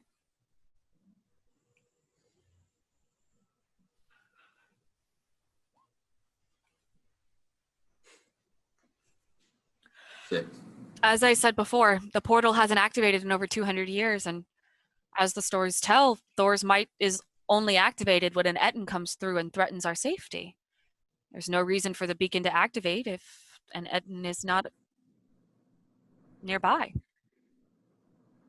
But the Kraken doesn't come around otherwise? Why would Nord's might show if there is not an Etten? There's no Okay. use for Nord's might if the Ettens are not here. Got you. All right. That's all for Guy. At which point I'm going to go ahead and take us out of Moxie order. As Ragnvald looks to you and goes, well, I'm glad we could help alleviate some of your fears and your worries. I know Nord has sent you because of the Etten's presence, and we thank you for checking on our safety. Yes, that's why we're here. Yeah, we'll like get rid of the bodies and stuff for you. At which point, the colonel will reach into his bag and he will take out a small metal box. Those of you who have had previous first encounters with the Tauri, the Earthlings in the past, recognize this box. So you would know that this is a box that the Tauri give to a new culture, a new civilization upon first meeting, just in case they want to try and communicate and reach out to the base. It includes some things about a little bit about their history, a little bit about how to reach them. The colonel will pull out this box and he'll look at it and very carefully before thinking, weighing what seems to be pros and cons. Ragnvald, Nord has directed me to offer this to you. He'll offer the box and Ragnvald will take it. Now, Nord made sure to tell me that you should only open this box if, for some reason, Nord's might does not come if the Ettins come through the portal, or if you learn the true nature of his might. At which point, Ragnvald very gravely nods his head and kind of passes the box over to Raydun. She's very carefully looking at it, tracing the almost A-like shape that's on the box with a little circle above it, which the captains would know is the 7th symbol, the symbol for Earth, if you are trying to get home. As she traces it, she actually doesn't see, she doesn't see any latches or hinges. She's not really sure. She'll set it off to the side. I need everyone to make me a perception check. Cool. The conversation continues on for another half hour. At this point, it's been probably about an hour, so you've got another hour or so before the alarms go off on your watches for next check-in. When you guys are enjoying this food, this drink, there's ale, there's mead, there's water, if so you choose. Even some wines are offered. As the joviality of the hall, it's almost cacophonous in how loud and happy everyone truly is. When suddenly someone comes running in through the door as it crashes open. Quick! There's an attack at the temple. I don't know why, but suddenly, like, someone comes rushing in with a small child who has what looks to be blood coming off of their arm, their left arm. This is again at the front entrance. Go ahead and run over to the child and immediately. Before we do that, I would like everyone to roll me initiative, and we'll all go from there.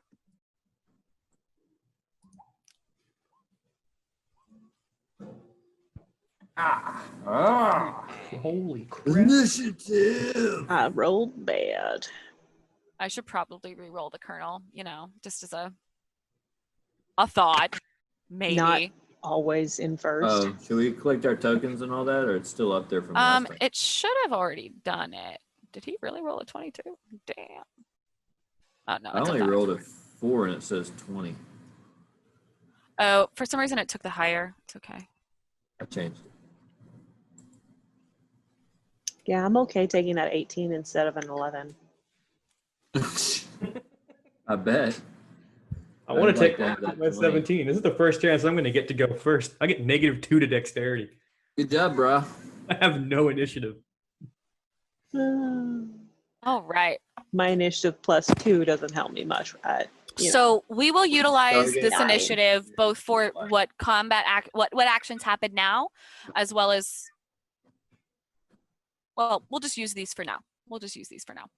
So, Brada, you have a chance. I want to move to the child, trying to clear a path for Guy, because I know Guy's our medic, so he's going to be able to help this kid way more than I can. So Brada just gets up and goes, move, move, move, and I get over the child, kind of want to hold them so that Guy can get to them more easily. Okay. Just roll me Acrobatics. Intimidation check. Intimidation. Yeah. Heck yeah. See how well you can take a handle Yeah. of this scene. Well, That's Well. that Unos coming out. That's Yeah, that you see- that non-domesticated Unos coming out. Move. You see, they are immediately, the townsfolk kind of stay back and make room for you. And there's a nice pathway now begun to be cleared towards the child. I'm going to callously use the pathway and I'm going to bolt forward. I'm trying to get out the door to see what has panicked these people. I need eyes on it now. Okay. Make a perception check. I'm going to say you're right about here. Everybody else is still inside here. God damn it. You see a rippling in the water out here, but you don't see what the ripple is. You see that the water is moving, but you can't tell if it's a current or if it's a creature. You don't really know. That's not good. I'm going to ready an action to shoot something if it attacks me. Okay. Buddy. I would like to ask them what they're being attacked by. Okay.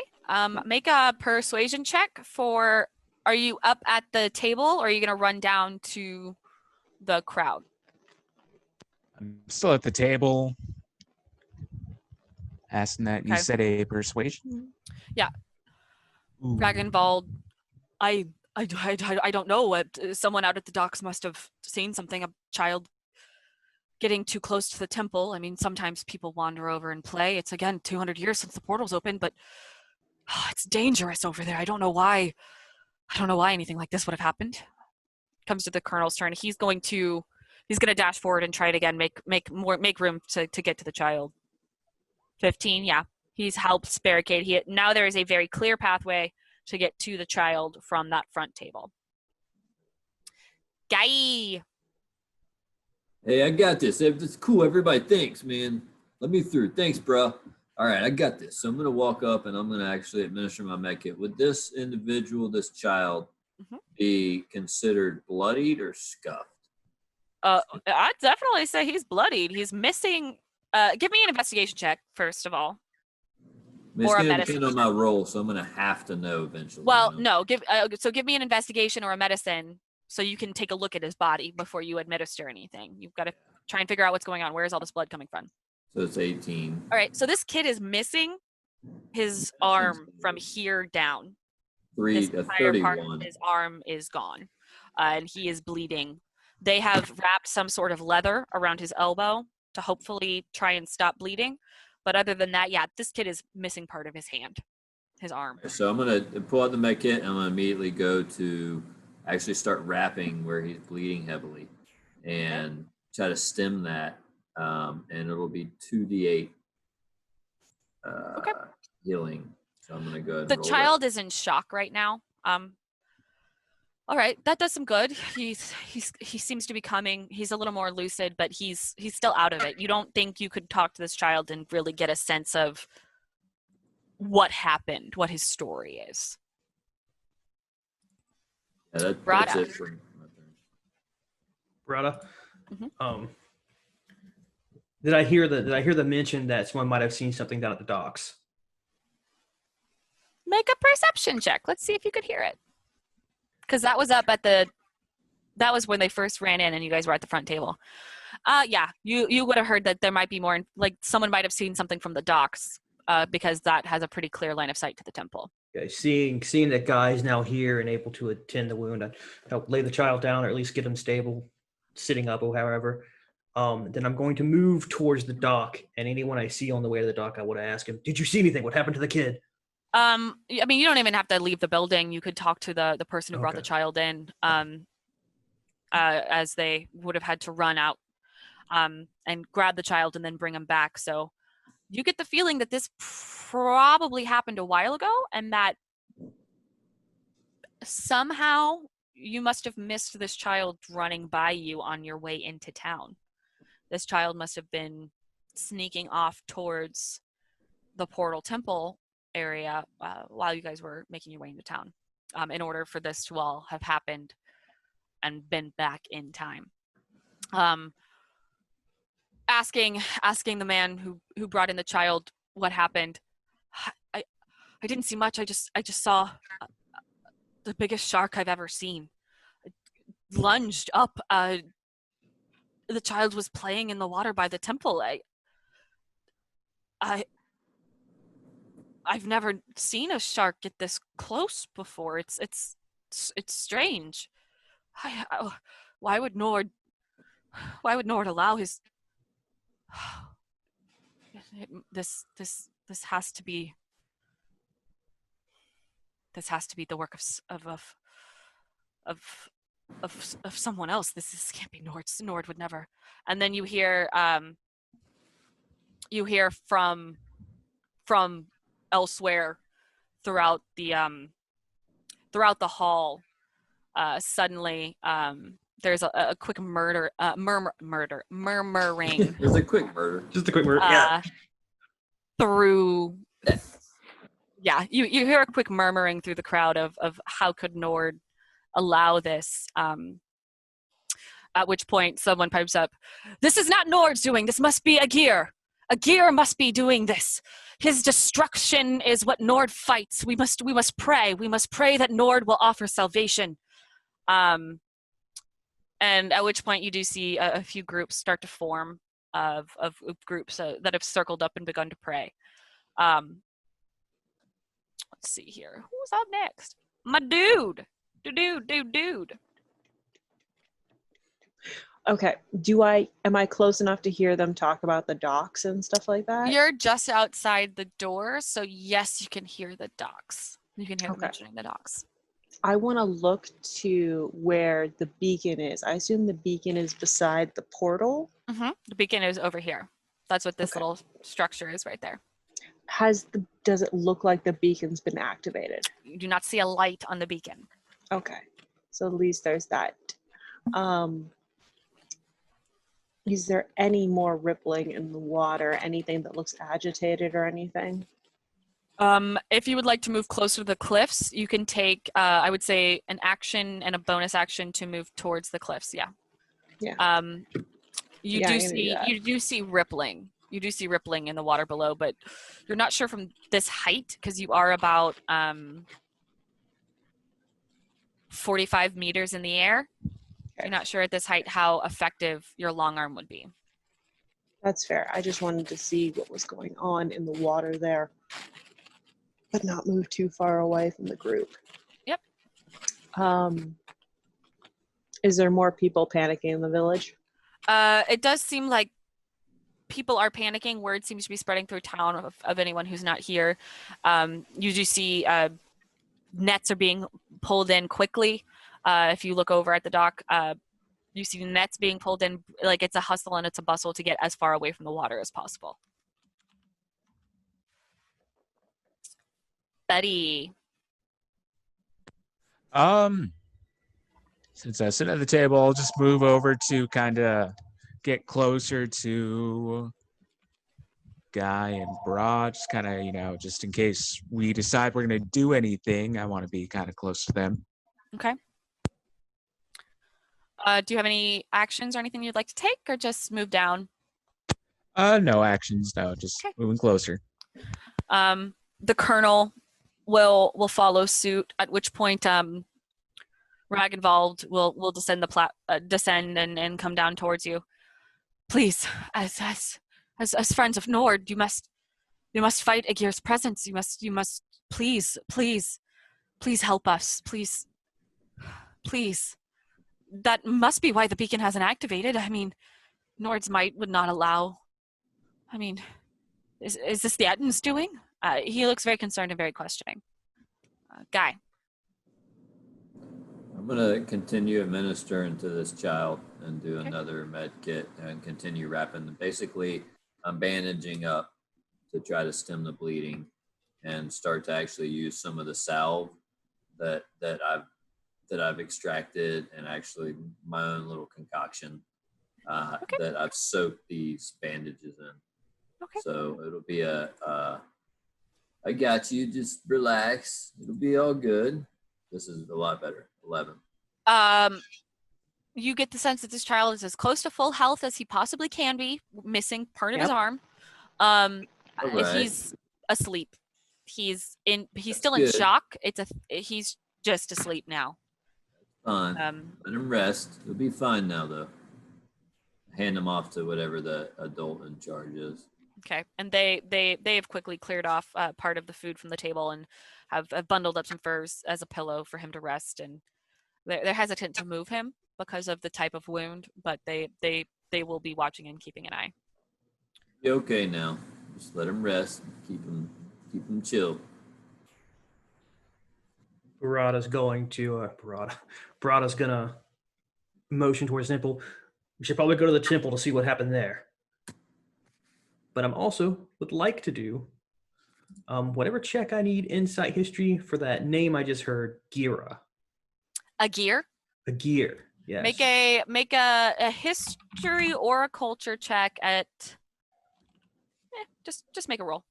Is it AEGIR? Let's do AEGIR. culture. Okay. You don't really know this name. You're not too well equipped on human Viking culture and their gods. Fair. But from the murmurs that you've heard, it seems like the yang to the yin, kind of. If Nord is the good god of water, it makes sense that based on what you've heard, this could be the opposite. And then I'm going to take off. Hopefully everyone's going to follow me towards the temple. Okay. So you're going to head outside and go towards the temple. Yeah. Okay. So you guys do know that it will take approximately half an hour to get back to the temple. If you run, you can cut that time in half. We need to go back there anyways to report back. Yeah, but I think we still have like an hour. Direction. Oh yeah, what's our time on that? Right before this happened, it was about an hour before you needed to, well, an hour and a Probably had half that technically, because an hour and a half technically, because Brada added, he basically shaved off 30 minutes just to make sure that you guys made it He back. in gave us time. travel time. He gave you a travel time. So you've Well, got an that's hour and a good. half before you have to check in. It's in the right direction, man. We gotta head that way anyways. I'm curious about this wife that So my dude. But dude. my dude. I'm also gonna see that they're Oh, headed dude. that way, and I'm gonna meet up and start running. Okay. That takes us to Buddy. Hey, girl.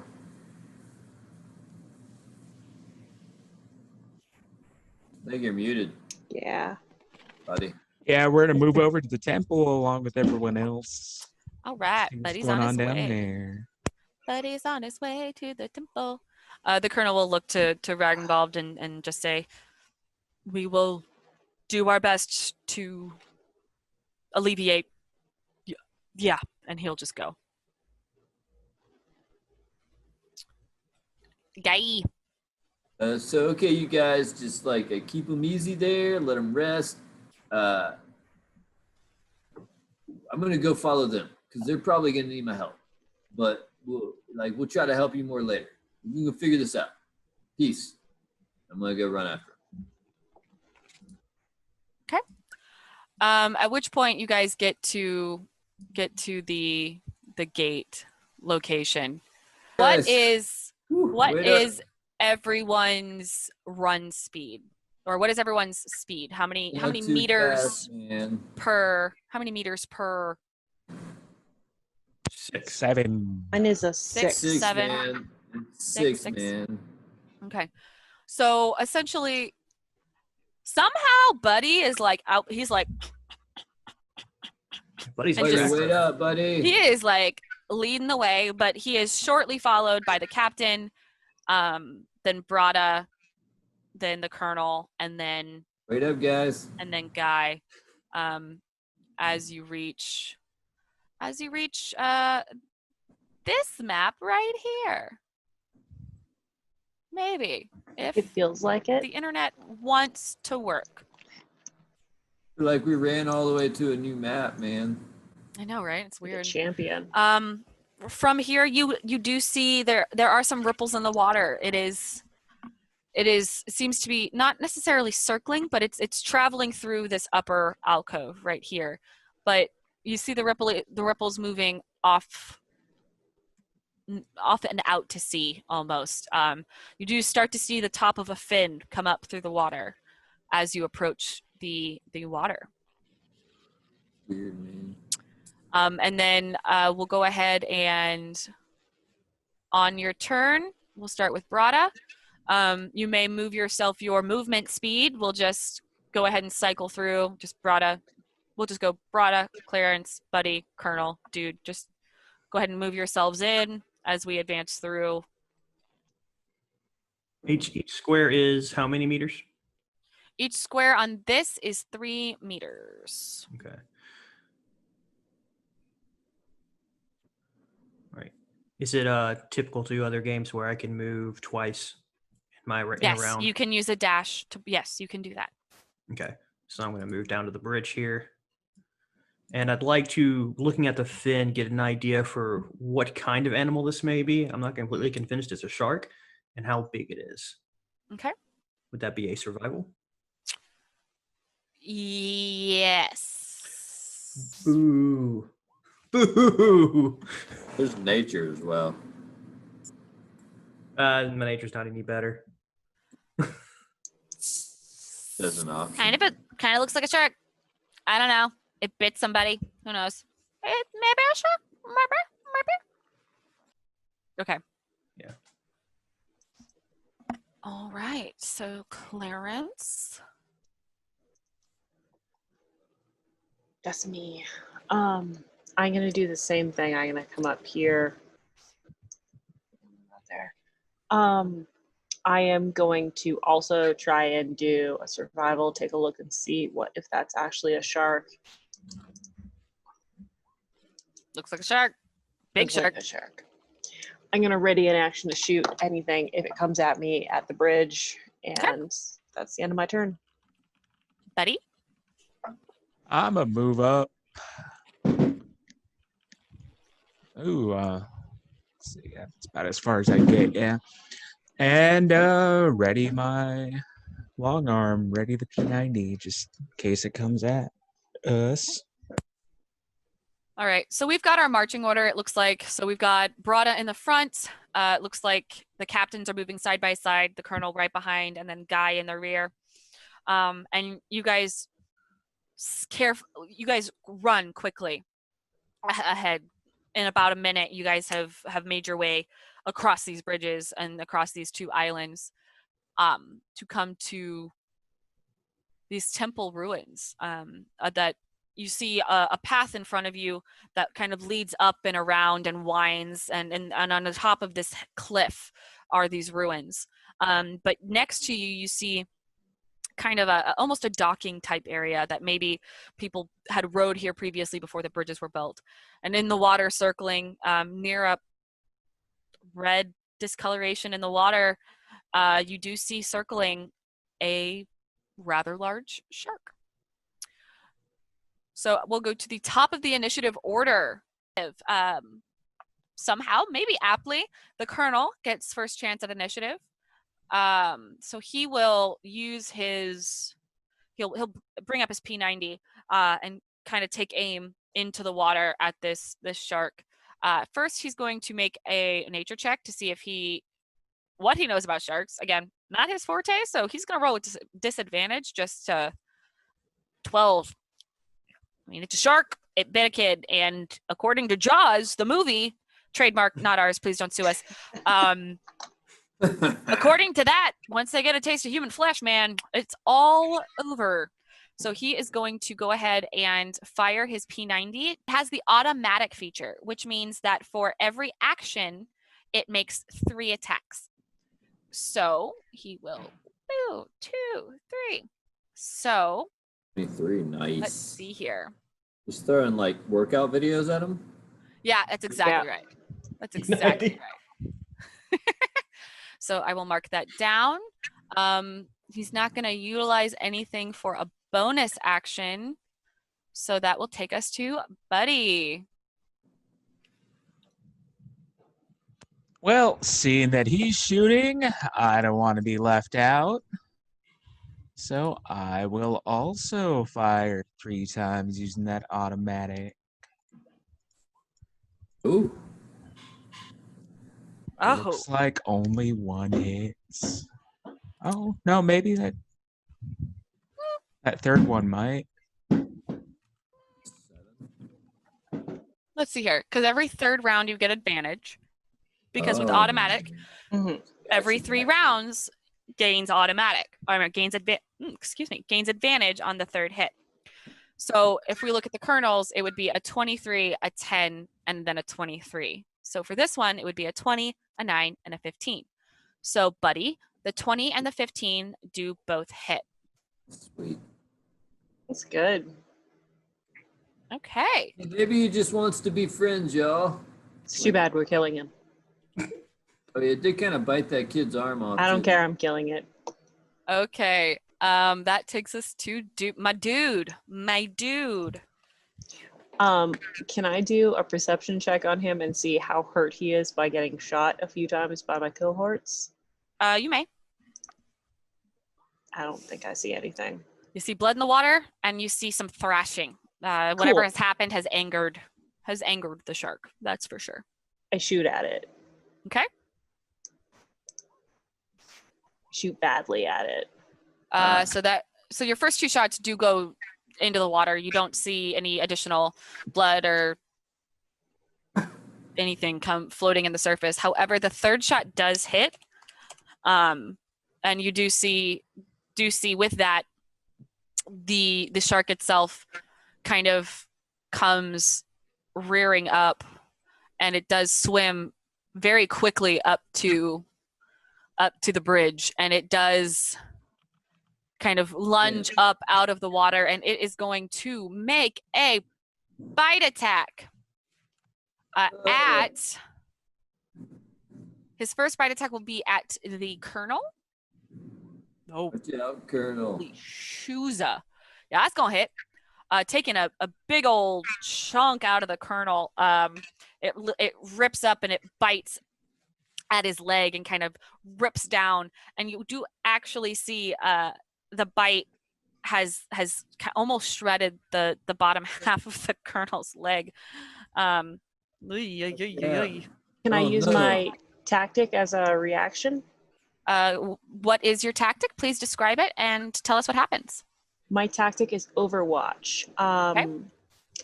You may use your reaction to make a ranged attack against the enemy who makes an attack against a team member other than yourself. You may. So do I get 3 shots or just 1? You do get 3 if you're using your P90 automatic weapon. I will use my P90 automatic weapon. Okay. I am still not good with Unfortunately, it. all of those are wide. This is, holy crap, your captain. I mean, holy crap, your colonel. Oh, captain. Oh, captain, my captain. This is ugly. Good at this. I'm so sorry. As the shark comes back down, he's gonna lunge back up and make another bite attack at Guy, who is on the bridge. I just want to be buddies. Yeah. 22 to hit. Yeah. That is 11 piercing damage. Ow, you guys. And again, he ranges up and grabs at a leg. Not quite as horribly shredded as the colonel, but it does dig in, and you can feel it dragging down your leg as it eventually loses its grip and goes back into the water, which will end the shark's turn. Guy, you feel like after that, you have a chance to. Your movement speed will be considered halved because of the way that it grabbed your leg. Well, I'm going to use my racial ability, learn from the Nox, and you're going to see me on the ground clutching my leg that's bitten partially off, and then I'm going to disappear. Okay. So one moment I'm there, next I'm not. I'll post the text of it for you. So I'm going to go invisible. Okay. Beautiful. Use my Nox pacifist ability. Wonderful. And there it is. Oh, it's not supposed to look like that, but there it is. It's okay. All right, go ahead and roll me a d4, as our session does include a tension die. So what happens is each episode of your season, the Gate Master will assign what is called a tension die. This can range anywhere from a d4 to a d12. This will tell the players how much risk or how much involvement might happen that episode. Today's episode is a d4, which is one of the lower ends, and by that I mean it is the lowest. It's maybe funny, or maybe it's not as high of a risk scenario.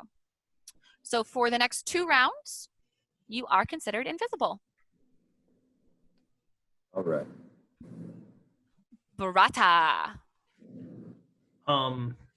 Barata has a Beretta. What's the damage die on a Beretta? A Beretta has a d6 damage die. 1d6.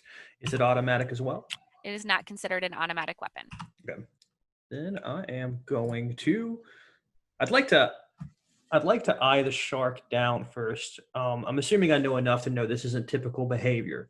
A shark jumping out of the water and attacking people on a bridge. Make a nature check.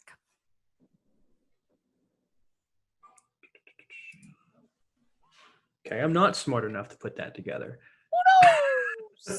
It's a shark and it bit people. Sharks are crazy. I will. Then I will miss with the Beretta as well. Yep, that's gonna miss. It's a wide shot. I mean, you're not super used to handling the Towery's weapons, so this is weird. I'm a diplomat. I don't even like holding a gun. Yeah, you're But not it's a fan. Which will take us back to the Colonel. He has based on this leg bite, he's fallen, and he is kind of sitting on the bridge at this point. So he's pissed. He's just gonna take his P90 and make another few shots and fire 3 more shots at the shark. 1, 2, 3. Ooh, thank God for that automatic advantage. So all 3 of those are actually going to hit. For what is that? 9, 10, 11, 12, 17 total damage. Beautiful. He is not going to try and stand. He knows if he puts too much pressure on his leg, it ain't going to be pretty. And he does not want to fall and get any closer to this water than he absolutely has to. So, buddy. Okay, let's see here. Guess I'll just fire a few more shots at it. All right. So a 7 is going to miss, but a 14 and a 17 do hit. So that is a total of 13 damage. Beautiful. And it doesn't look like I'm on the bridge, so I'm good where I'm at. That is true. My dude, Clarence. Clarence is going to try and, can she move forward so she's kind of in front of where the Colonel is, so if he gets attacked, she can be in the way of that? You could, again? yeah, you could kind of use your movement to kind of pull him back a little bit to stand over him, to put yourself in way of him. Yeah. I'm worried about him because I know they're attracted to blood. And I'm going to attack with my P90 as well. Maybe I will hit this time.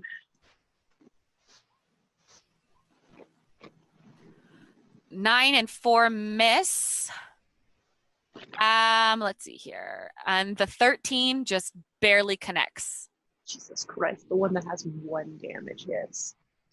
I'm too busy dragging him to hit something. You feel like you're more focused and you're not aiming as closely as maybe you should be. Which brings us to the reef shark's turn. Its main target of its ire has just been kind of moved back. I'm gonna kind of adjust this so it's like that. And it can't see the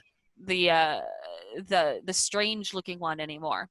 So it's going to lunge up and make 2 bite attacks against you, dude. Yay. 18 hits, 7 misses. Okay. So 15 total piercing damage as it reaches up and bites at your leg. Ow. It does hurt. It shreds. Shreds into your leg and kind of, but its teeth lose traction as it gets to your boots, your uniform issued boots. It hurts. It's hard to stand, but you manage to keep to your feet. Cool. My guy. All right. Oh man, I'm gonna limp over through my buddies to just the other side of them, and then can I see what this shark? I don't know what guys. I've got a crazy idea. He wants to keep this shark from getting killed, even though it bit him. So how far away is the shark from us in the water? It's right below. It's tasted blood and it knows that there is food. There is a food source If nearby. No, okay. So the colonel, how injured is he looking? Bloodied or scuffed? Oh, he's bloodied. Anyone who has been bitten by this shark at this point is considered bloody. All right, Yeah. so in that case, I'm going to go ahead and heal him, but I'm going to stay invisible. Okay. So you make your proficiency modifier as a standard action because I have first aid. So since he's bloodied,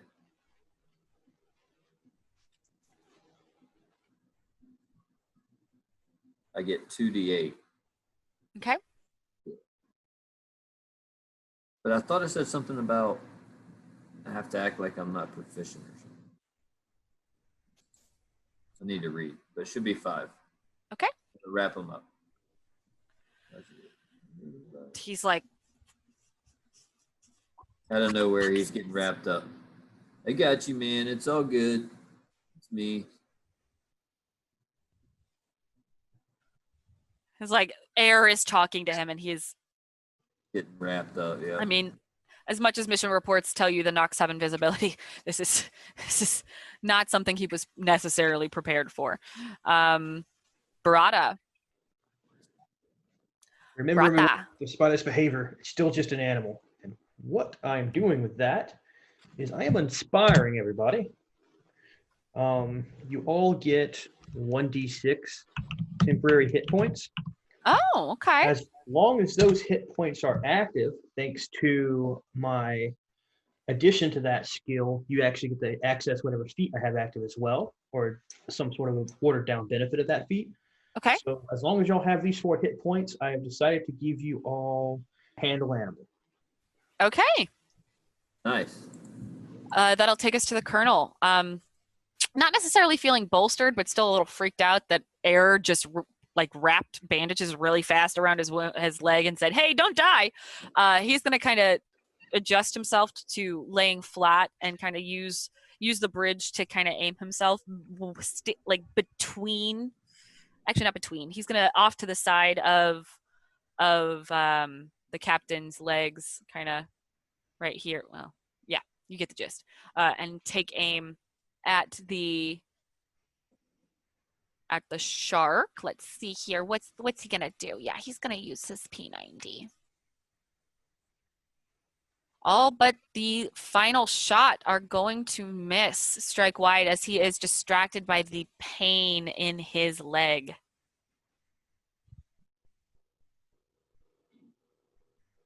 That is gonna take us to Buddy's turn. Yeah, gonna fire another 3 rounds at it.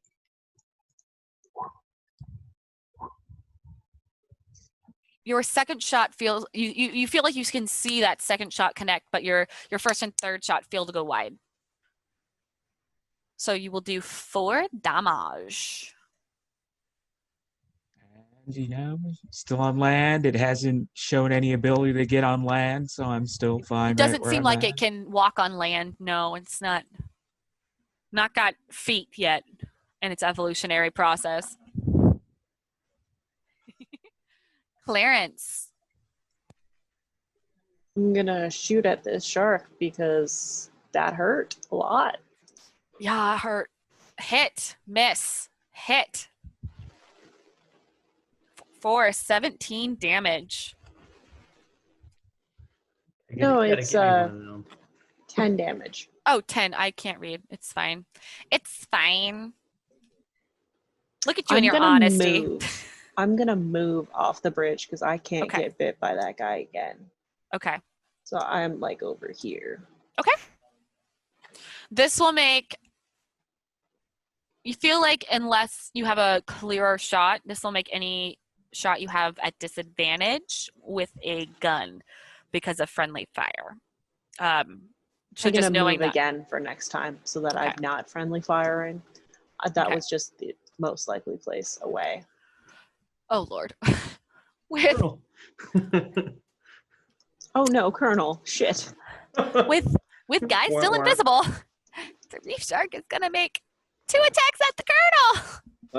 Colonel, don't get eaten on our first mission. This is not First good. team ever. No. What? No. And So- piercing. Because his other. Oh no, are You're we the allowed to curse worst. on this stream? Oops, that's still a Well, curse word. It's fine. We'll make it work. I mean, let's try. Let's keep it. Let's keep it. We'll keep it I as like- PG as possible. I'll Keep it figure- family. I'll- This I'll figure Colonel. something Oh out. man. Keep Oh, it family. man. So as the Colonel is aimed, the shark does leap up and connect on the first bite he makes, and it scrapes along the opposite arm of the leg that was bitten, and actually pulls the gun out of his hand and into the water. So he no longer has his P90, and he does take 10 piercing damage as Does it someone want to scoop bites him? into his arm. So that's only he had 4 temporary Yeah, hit on your points. turn, you can do whatever you want. If you want to scoop him, scoop him. You dipped out. I Medic's like, I'm forgot not to going out there. scoop him. I'm You're like, "Can anybody else crazy get him?" I injured. just ran away. Y'all get him. Guy, you feel like you had 2 rounds, correct, of invisibility? This will be the start of my second round. Okay, so this is the second round. So this is your last round with invisibility. Yes. I'm going to take this round to step over, grab the Colonel, and drag him. By his So- good leg? Exactly. By whatever's not falling off. So So this will that's- half your movement speed, so you can get just to the edge of the bridge right where Brada and the captains are. So, So I'm you're gonna not do that. you're not able to get fully off the bridge, but you're able to get close. What if I use my action as another movement Yeah, you could probably instead of taking an action? you could probably get the both of you like right here. I was gonna try to move through them to like right here. Too far. Well, definitely. I mean, I'm not gonna. There's no point in me moving if we're still right next to the coast. So can I? If I can't get them away from the edge, Because you have to go. I'm gonna use So, my yeah. action to. Then I'm gonna take them with me back to where I am now.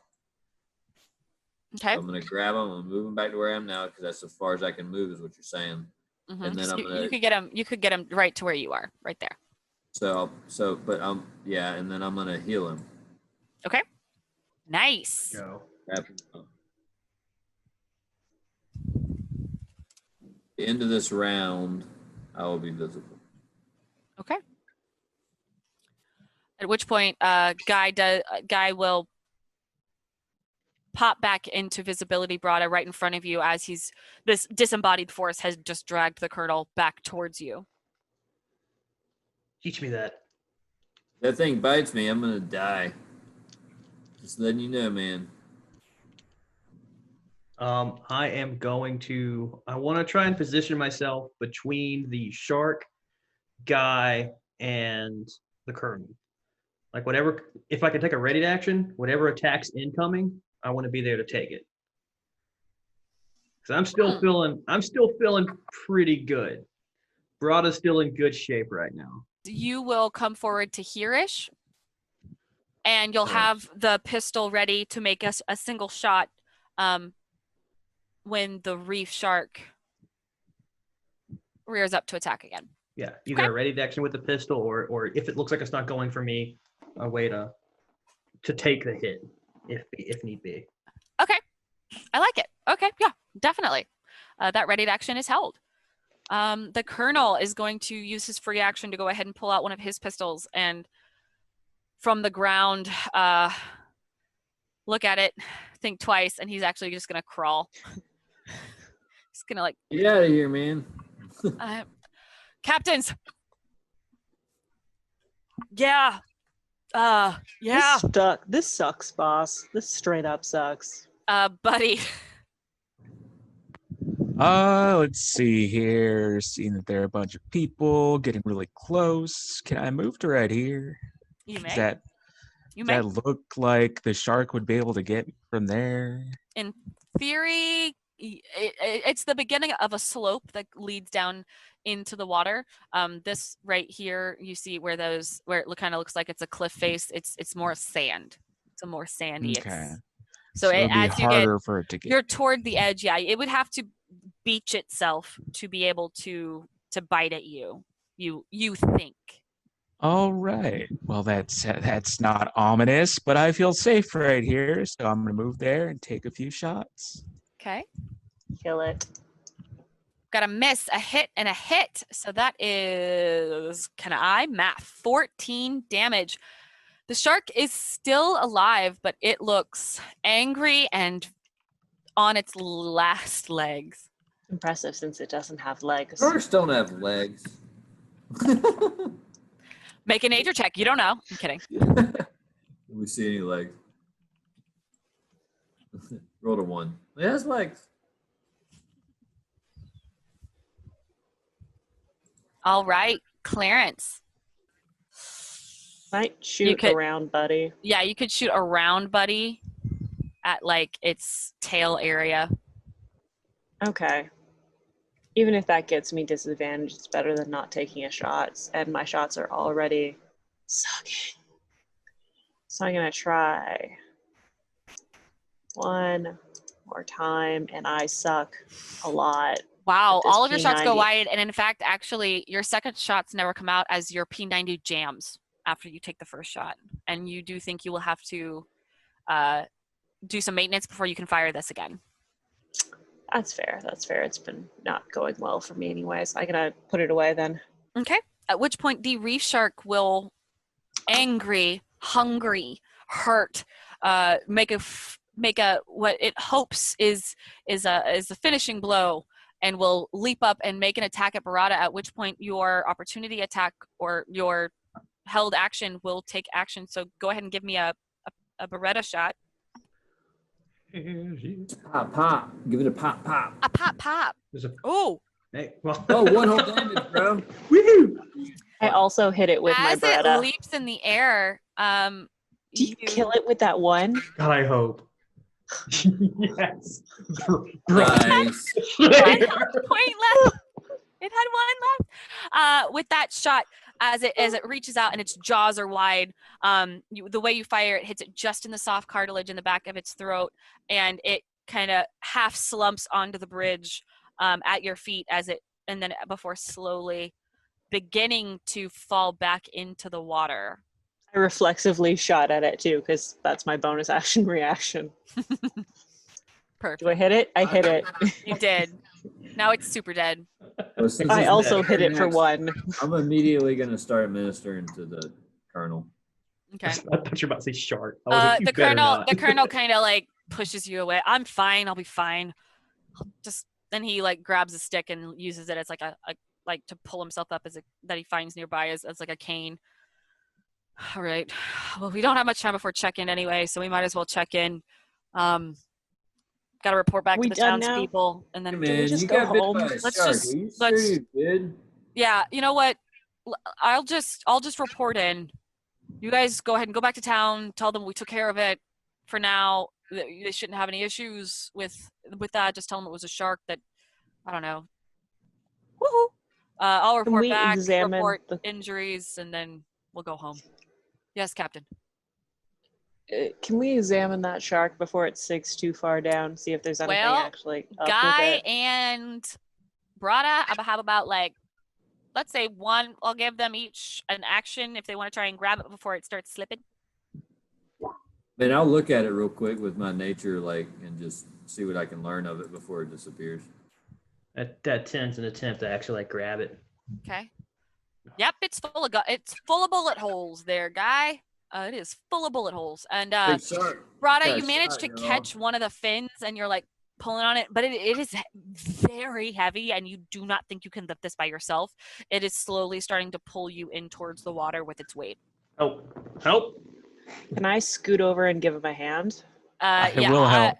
Yeah, I'll let the two of you run over. Both of you make athletics checks at advantage. Pull harder, y'all.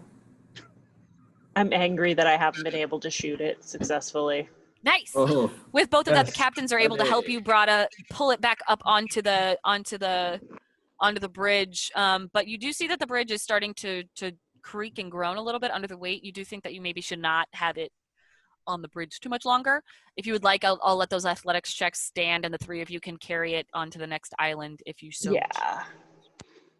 Yes, please. I'll go ahead Yes. and gonna move us. like eat it or something? Should we take this through the gate for examination? Do we have a biologist? Do we need to? Is that standard procedure? I thought one of you like could take a look nature at guy. it. Looks like a big shark, man. I mean, we don't have a scientist on our team right now. So no. This was supposed to be a diplomatic first contact mission, not necessarily a fight and die kind of thing. I felt the fight and possibly the dying. I say as mean, my leg bleeds. If anybody wants to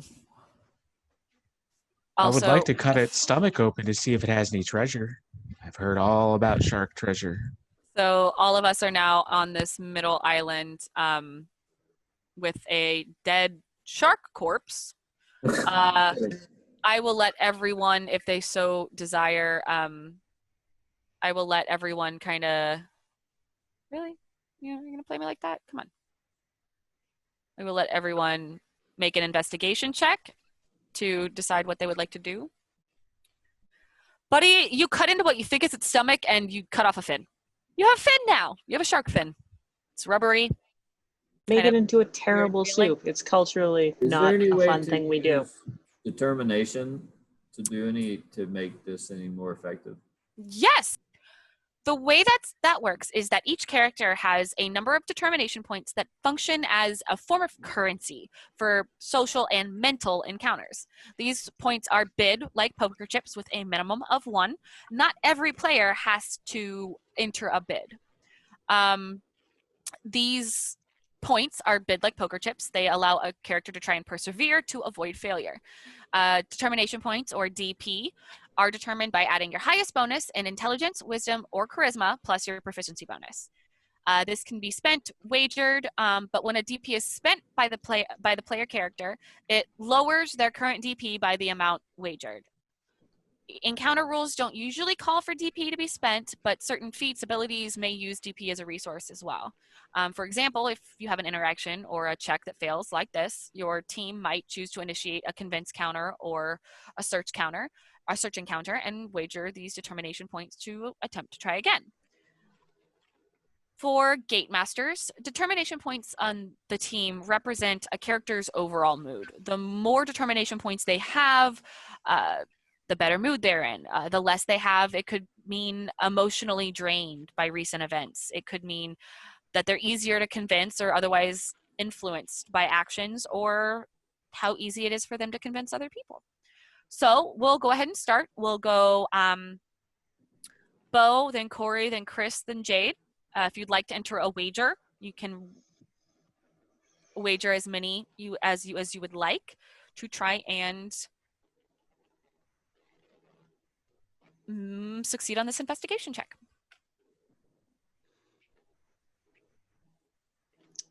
I'm good with my shark fin. Okay. I would like to wager. I'm going to wager 3 determination points. Okay.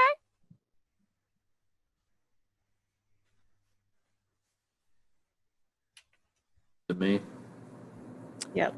Corey. I will wager 3 as well. Okay. And then Jade. I'll wager 1. Okay. So that puts us at a total of 7. Well, based on what I had mentally set as the DC for this, yeah, that's gonna be a success for sure. 7 points. That is definitely a success. We're determined. So yeah, you are very determined to Bring this succeed shark on with this us? and use your logic to figure out what's going on with this shark. So essentially what's going to happen is that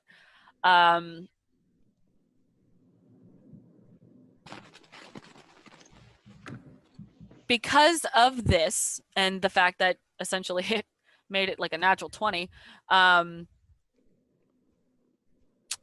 I would like, actually, you know what? I would like everyone to roll me another investigation check at advantage who was involved in the determination point wager. I would like everyone to roll me investigation at advantage. I did better last time.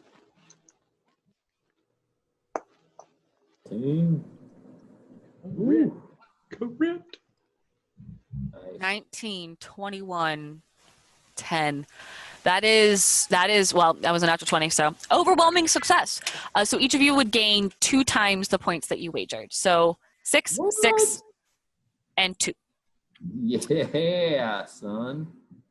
A how you character do can it. always have more determination points than they are initially start with, but they can never fall below 0. This is because you can always gain more determination, but once you hit, well, you can't really get less determined. So now we're like have better morale too, basically. Exactly. So essentially now you have better morale. And what you find through the riddled bullet holes, essentially what it looks like is that, I mean, normally sharks are pretty antisocial when it comes to humans. They don't really bother humans unless something strange is going on.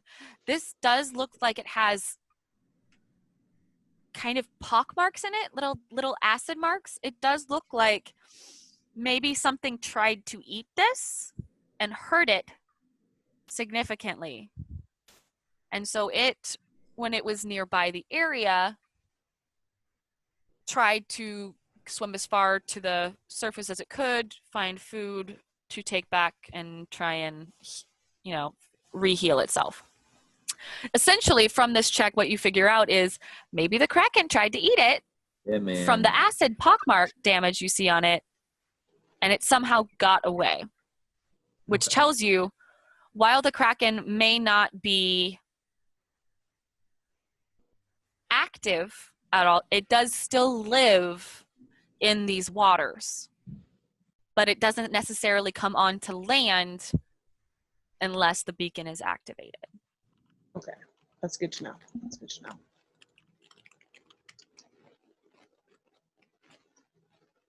Are we gonna hang around here? Or are we gonna get cracking? I shove him in the water. I needed a bath. Thanks, man. So who would like to go back to town to report back that the threat has been dealt with, and who would like to stay with the colonel to report back? I would like to stay and report back because I am bleeding profusely. I go with them to keep them from dying. I'll accompany Brada. Okay, so Brada and Buddy, as our 2 uninjured members of the party, will go back to town, and it happens pretty efficiently. You approach the town, you let them know that it does look like an injured shark. Might have been seeking low-hanging fruit, easy meals, and that this doesn't look like it should be something to worry about, but that yes, Nord's blessings upon you, and this will keep you safe. The town is blessed. They thank you so much for letting Nord's love shine down and for being there, because as many of the villagers reach out and thank you and shake your hand as you start heading back towards the gate, it does seem as if they are very much aware that maybe without you being here, this might have been an issue that would have lasted longer, and that they thank Nord for sending his fairies to deal with a problem. So that will take you there. It'll take you about there in an hour to come back. You know that with them having been there for check-in, you don't have to necessarily worry so much about time, so you can take your time walking. You don't have to like run. So it'll take you about an hour and a half to get there and back to the gate. At the gate, with the colonel leading the check-in, you see him talking into a camera that is mounted on the MELP probe that had been sent through, giving a rundown of what had happened, some information regarding the townspeople and what had happened with the Jaffa.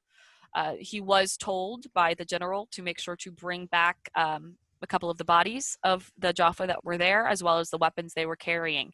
So those weapons could be added to the armory for future use. He then recounted the tale about the shark, and he is informed that on their arrival back through the gate, they are expecting them shortly. Medical will be there and waiting to take anyone who is injured to sickbay. At which point, it's just a wait until both Buddy and Brada arrive back at the gate. Do they want the shark? The town did not want the shark. They did not say anything about the shark. They considered it a bad omen from a god called Aegir. Aegir? I was more talking the I've heard military it pronounced base. a couple different. I've heard it Aegir before as well. I've Aegir, heard yeah. a couple different ways. Anyone who knows a lot, I couldn't find when I was looking this up online, I couldn't find a strict pronunciation guide like I did for Nord. So Different if people. anybody wants to correct us, please let us know. We don't want to say it wrong all the time for future references. But no, the base did not give any indication that they wanted the shark in any capacity. Too bad. I start to roll it off the side.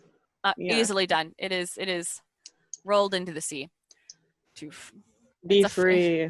It's a at which point as the connection back to Pheonix command is established, the MALP is sent through first, followed by your team as you arrive back at Pheonix home base. The colonel, Captain Dune, and Guy are all bundled onto medical beds and rolled away as the general comes down and addresses both Barada and Buddy. Captain Barada, I understand that most of your party is currently indisposed. Fun incident with a shark. I'll expect typed mission reports from you, Captain, and the other members of the Air Force. Brada, if you'd like to write up a mission report as well, you can detail your experiences. We would love to hear from you. Otherwise, we'll meet in the morning at 0800 hours to have a full mission debriefing.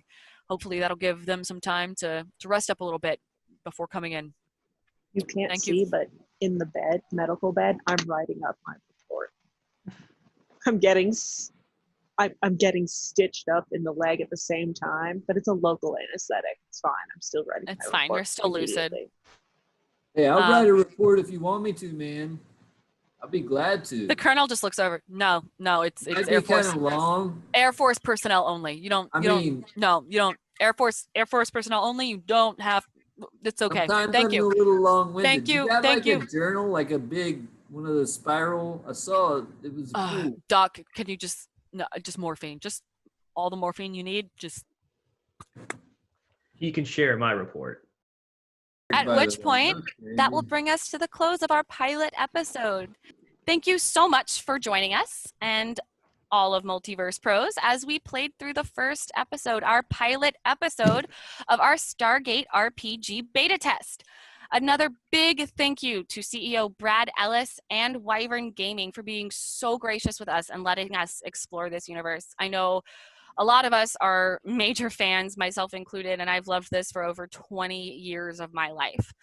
For anyone looking for more information about the RPG, as well as information regarding its Kickstarter launch, wow, I can't word today, guys. Please visit stargatetherepg.com. That is StargateTherepg.com. Thank you. Have a good night, y'all.